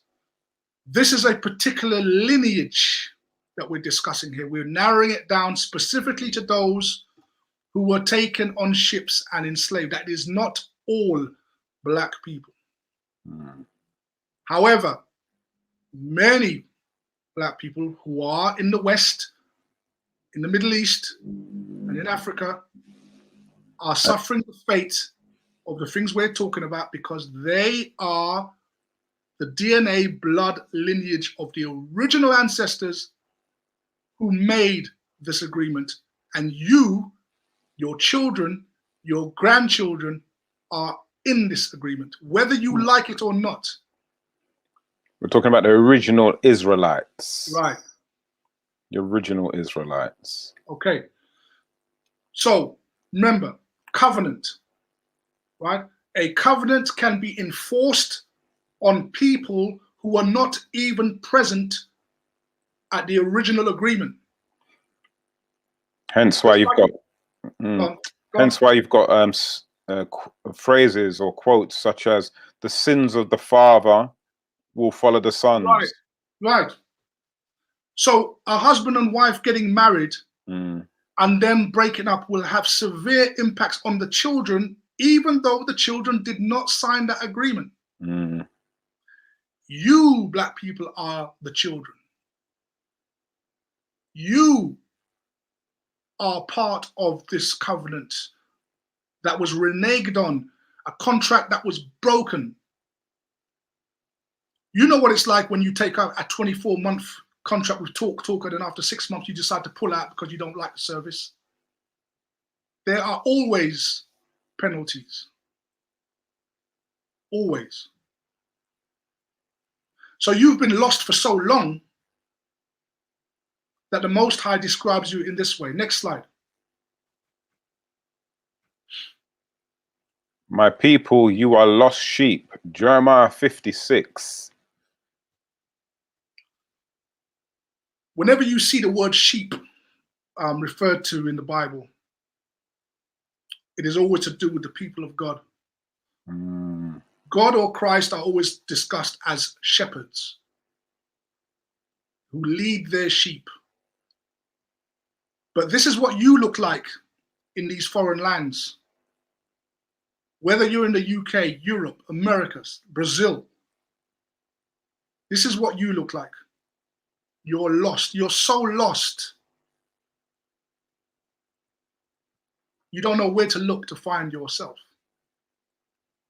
But your history is the clue. Slavery, the 400 years plus of slavery that your ancestors have endured, and the oppression that you are going through now is the linchpin between where you are now and who you were. And as I pointed out last week, right, the physical symptoms that you're seeing has a spiritual root. So basically, when you say, well, Black people have to come together, what we have to do is put our money together and build schools and build banks and build infrastructure, and we can build our own cities. Let me show you what the Most High says about that. Next slide.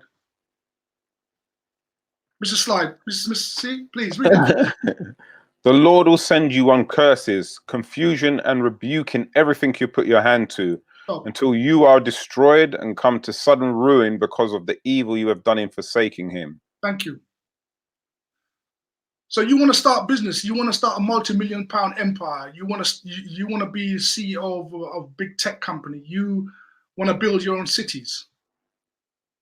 The Lord is going to send confusion on you. Anything you try to do that is of any weight, of any measure, small fightings, yeah, you can do them. You can organize trips, you can organize raves, you can have small little business ventures. But anything serious in this world, this is why you will fail. So is this probably the reason why such organizations like as the Black Panther Party, or even though it was set up absolutely brilliantly, that it all came crumbling down? Yeah. Same thing like the online schools. Same thing like all the Black leaders that came before, that came with a message of liberation. What happened to them? Yeah.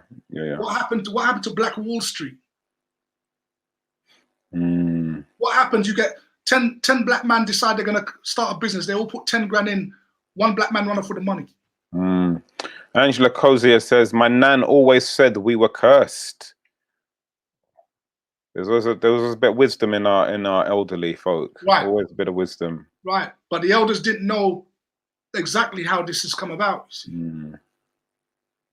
So if you ever had a feeling, as a lot of us do, that you were kings and queens at some distant point in time, yeah, you were, but the time was such a short period of time. Because the problem with this nation, as the Bible points out, is that you are stiff-necked, hard of hearing, love a good time people. Well, it's hard not to be, Tony. I mean, if you're in bondage for 400 years of hardcore slavery, after working for the man for 400 years, you think yourself, well, you know, I deserve a gap year now. But the people were like that before. Yeah. They were like that before. What we have today, the current generation of people on this planet, from this nation, are only different people with the same characteristics that they had in ancient times, because those things have been passed down. See, if you were to do a DNA test, right, in one of these companies, you're going to find links to Africa, you're going to find links to Portugal, you're going to find links to England. In all the areas that we've covered in our history discussions, you're going to find those links in your DNA test. And why? Because that's where your ancestors roamed. They had to go into exile. They were kicked out of where because they wouldn't behave. They acted like a spiritual prostitute. They're supposed to be a nation, a holy nation married unto the Lord, which would have made them the #1 nation on planet Earth. Instead, they are at the bottom of everything. So Tony, I've got to ask you the big question, man. That is there a solution to this? Because, or is there time? Because obviously we know that we spoke just a while about the 400 years that has come to pass. We are no longer in physical slavery. Obviously, a lot of people say we're in mental slavery now, but is this now what we're seeing with like the whole Black Lives Matter movement? Is this now a window for us as Israelites or as chosen people to gain momentum to do the right thing? Or is there, as Sam Cooke would sang, a change is going to come? Or is this going to happen continuously throughout our generations and our children's generations? Next slide. So I'm going to come to that, Mr. C. I'm not ignoring you. No, that's cool. So this is the situation we find ourselves in. Right? It comes. It's a package deal of tribulation. You're getting tribulation deluxe. Why? Because you're in a covenanted agreement that you're not holding up your end. Your ancestors didn't hold up their end, and you're not holding up your end. And for the most part, most of your life, you've been living in darkness about who you are. Next slide. So bearing in mind that we were talking about a marriage, okay, we're going to end up with this slide. And this is the Most High speaking. So Mr. C, would you just read that first, please? Okay, so this is from Jeremiah. It says, if a man divorces his wife and she leaves him and marries another man, should he return to her again? Would not the land be completely defiled? But you have lived as a prostitute with many lovers. Would you now return to me, declares the Lord? Wow, that's deep, man. Woo! That's deep. So the Lord is asking a question to his nation. He has divorced you, not because he wanted to, but you forced his hand. You are responsible for breaking the covenant. You are responsible for killing his son. And the Most High is asking, can he really take you back? Because you've just been nothing but a national prostitute. And he's asking, the very last quotation at the bottom says, would you now return to me? In other words, would you? I mean, it's a very good question. I mean, answers what pop up in my mind is if the prodigal son's father can take him back. And you know, this has nothing to do with church, you see. Yeah. Right? You know, I didn't pull it up, but there are verses that predict that you would go into the church. Well, what we know now as a church is you'll be worshiping other gods. See, the gods of the churches are not the God of the Bible. Yes. That's a European God, a white God that was created for you, but not the God of the Hebrews, which is what the biblical God is. So now that God has divorced you, and we are living our own life, we're doing our own thing, we have ambitions, we're looking forward to our holidays, our pensions, we're going to have a good time, we're going to look it up.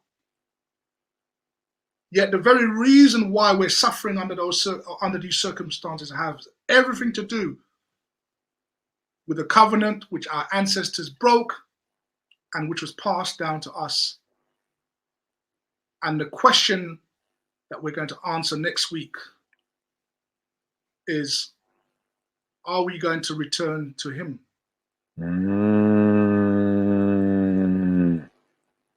Yeah. You see how you do it, Steve? You see how you do it? Wow. You know what? It's funny that you should touch upon this, because I've always said, to myself and in a few conversations, that I think the missing thing for us as a people is that we're so dispersed amongst the world that we have no language, no religion, man. It's you know, this is the thing. But when you look at certain other cultures, the thing what they've got is language and religion, which allows them to, you know, if you see like there's certain buildings in London or wherever you are in the UK, what used to be community centres, and then what we saw was that a particular community came in there with their language and their religion, and now that building is like a church-ish kind of building for just their community only. And I think because we haven't got any unified language or religion, we are like almost the lepers of the earth at the moment. Can we Interesting. Just put the last slide there, please, if we can, just for references. If anybody wants to check this for themselves, you can dust down your Bibles and have a look at these specific chapters and read all about your history, which is contained in those 3 books, Leviticus, Deuteronomy, and Ezekiel.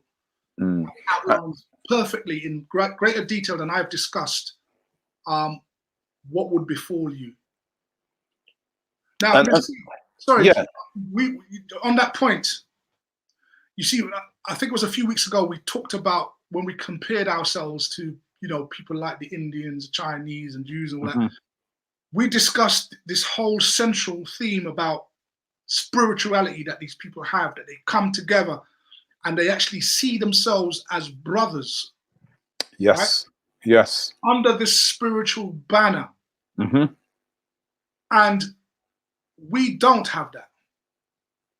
You see, we don't see each other as brothers.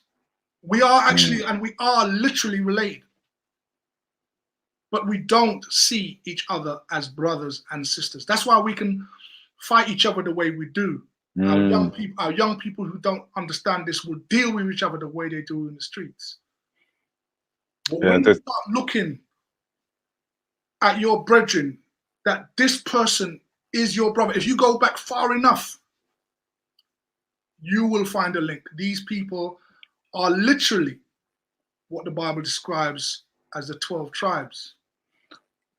Well, what I find interesting as well is that I think ourselves as a, not, and again, when I say ourselves, I'm talking about a certain section of ourselves, is that we're so spiritually lost now that we even have brothers fighting against brothers. Not saying this is anything new, because obviously Cain killed Abel.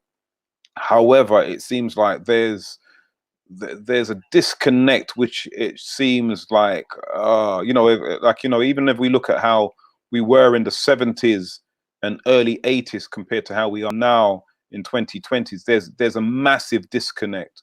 You know, when we watched something like Small Axe, the very first one, where we saw how a community came together and they had this beautiful place called Mangrove, where all of the community to come together and break bread as such. It seems to be few and far between that we've got those kind of places now. And what we should have is more of them rather than less. We should have more of a coming together than less. Right. So in some ways, it's like we're going backwards.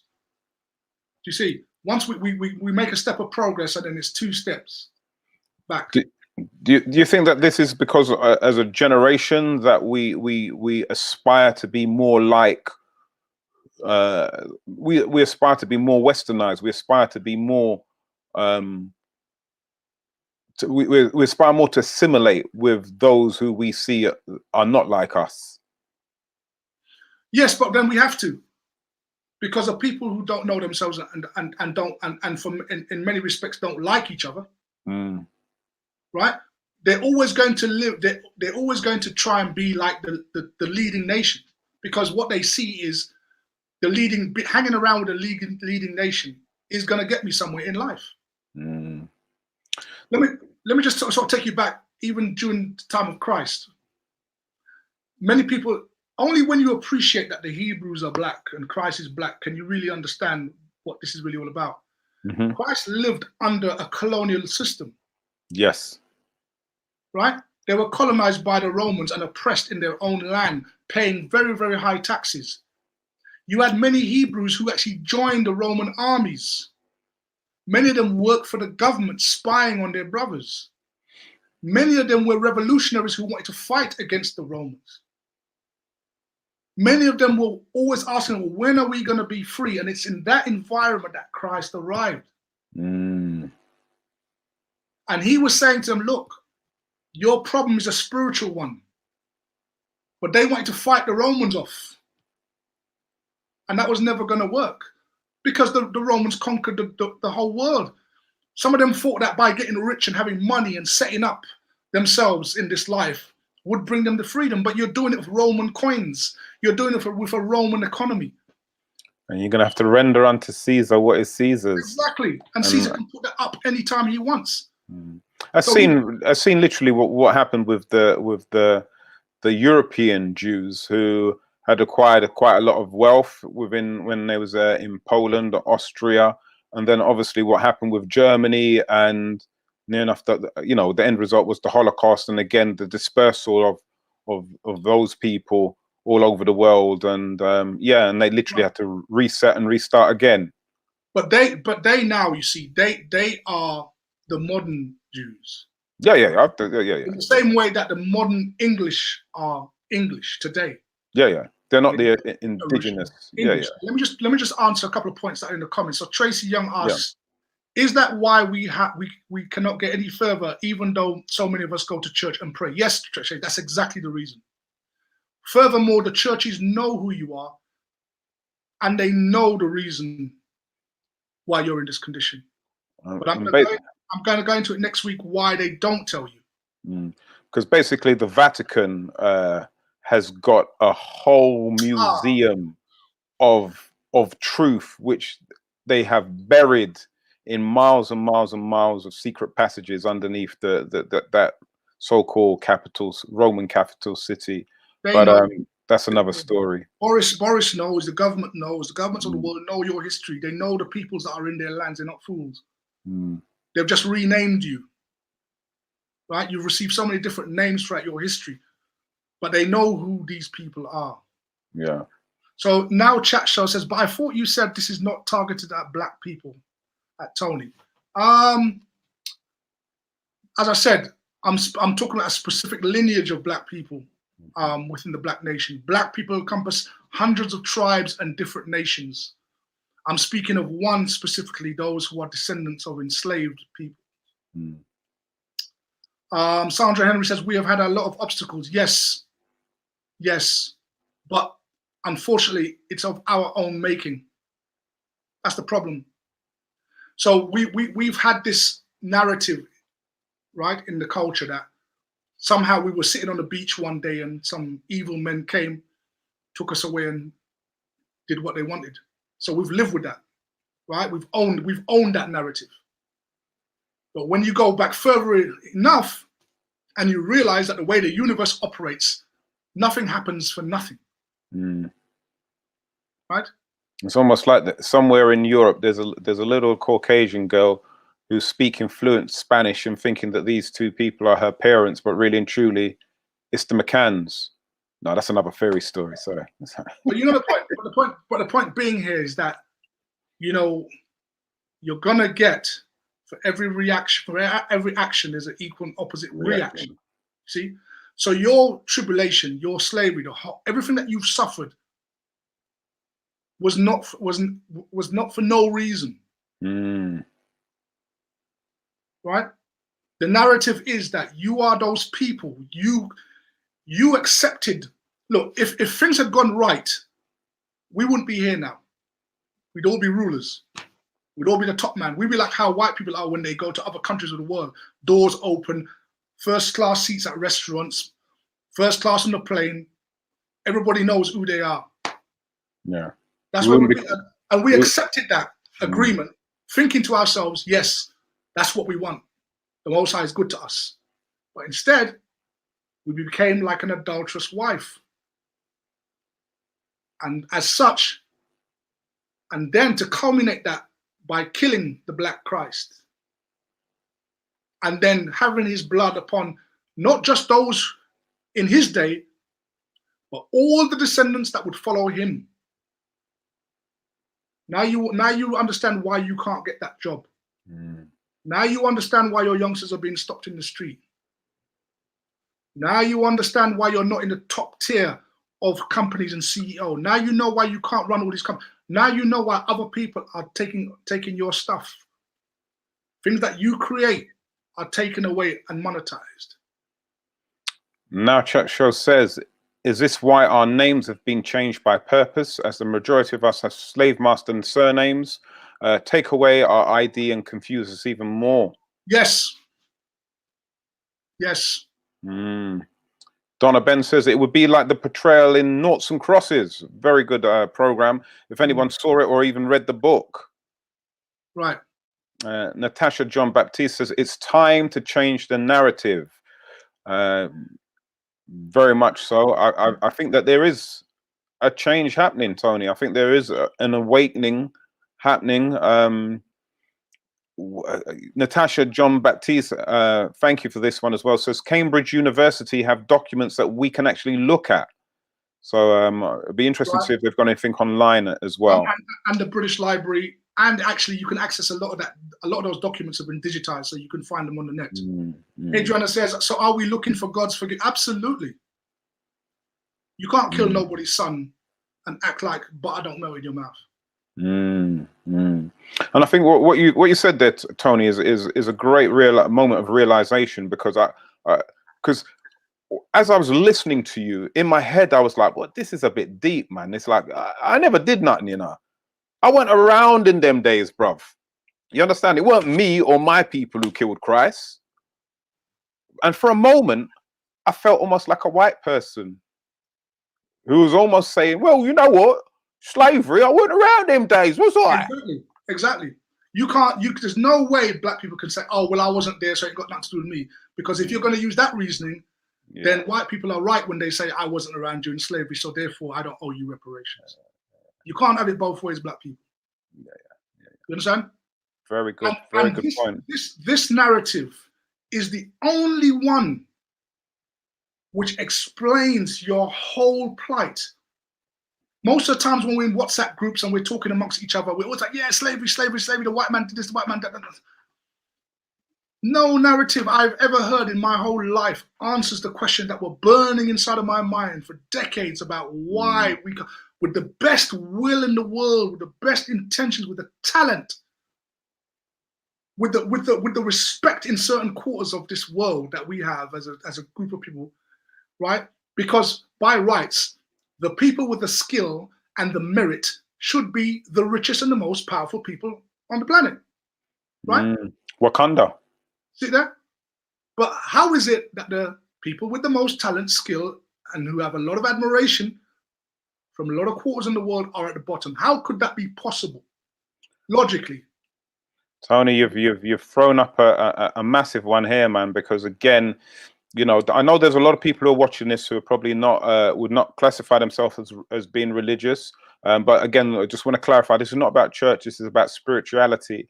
And again, I think it's something that we have to start having discussions about. It's something we're going to have to start having a look at, because we cannot use references of a biblical nature and not address spirituality. We can't say, yeah, it was written, said that we're going to be enslaved for 400 years. We've seen it. That prophecy has come to light. We can't be talking about the vaccination and we're not take no vaccination because it's the mark of the beast. But we don't want to talk about spirituality.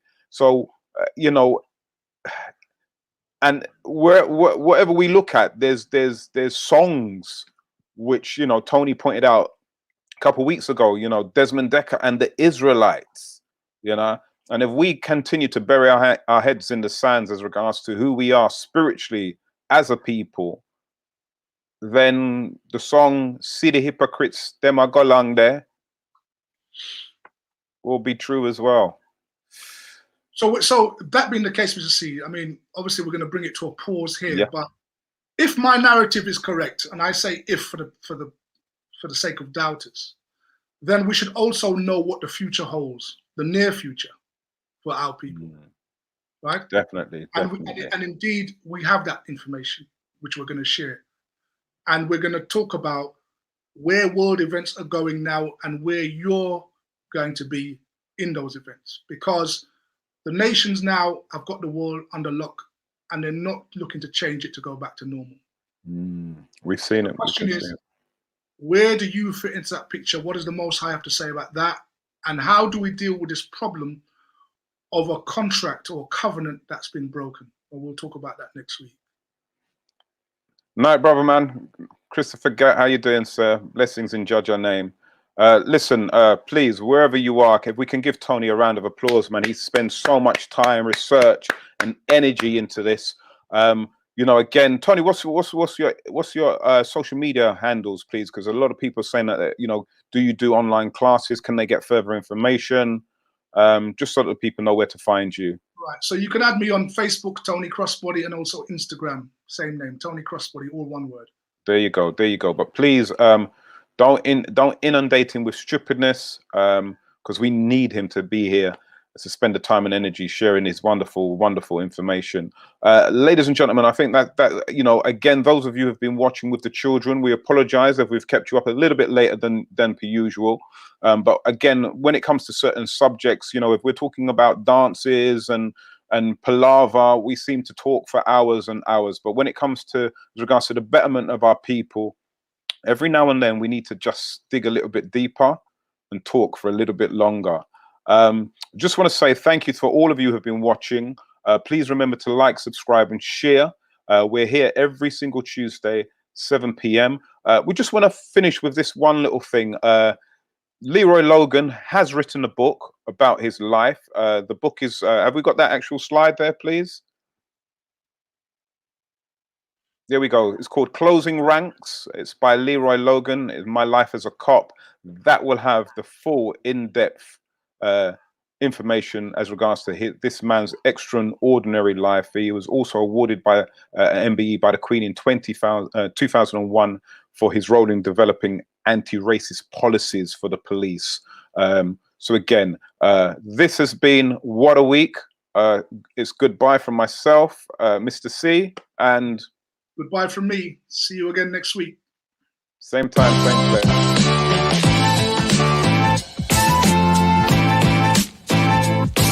Right.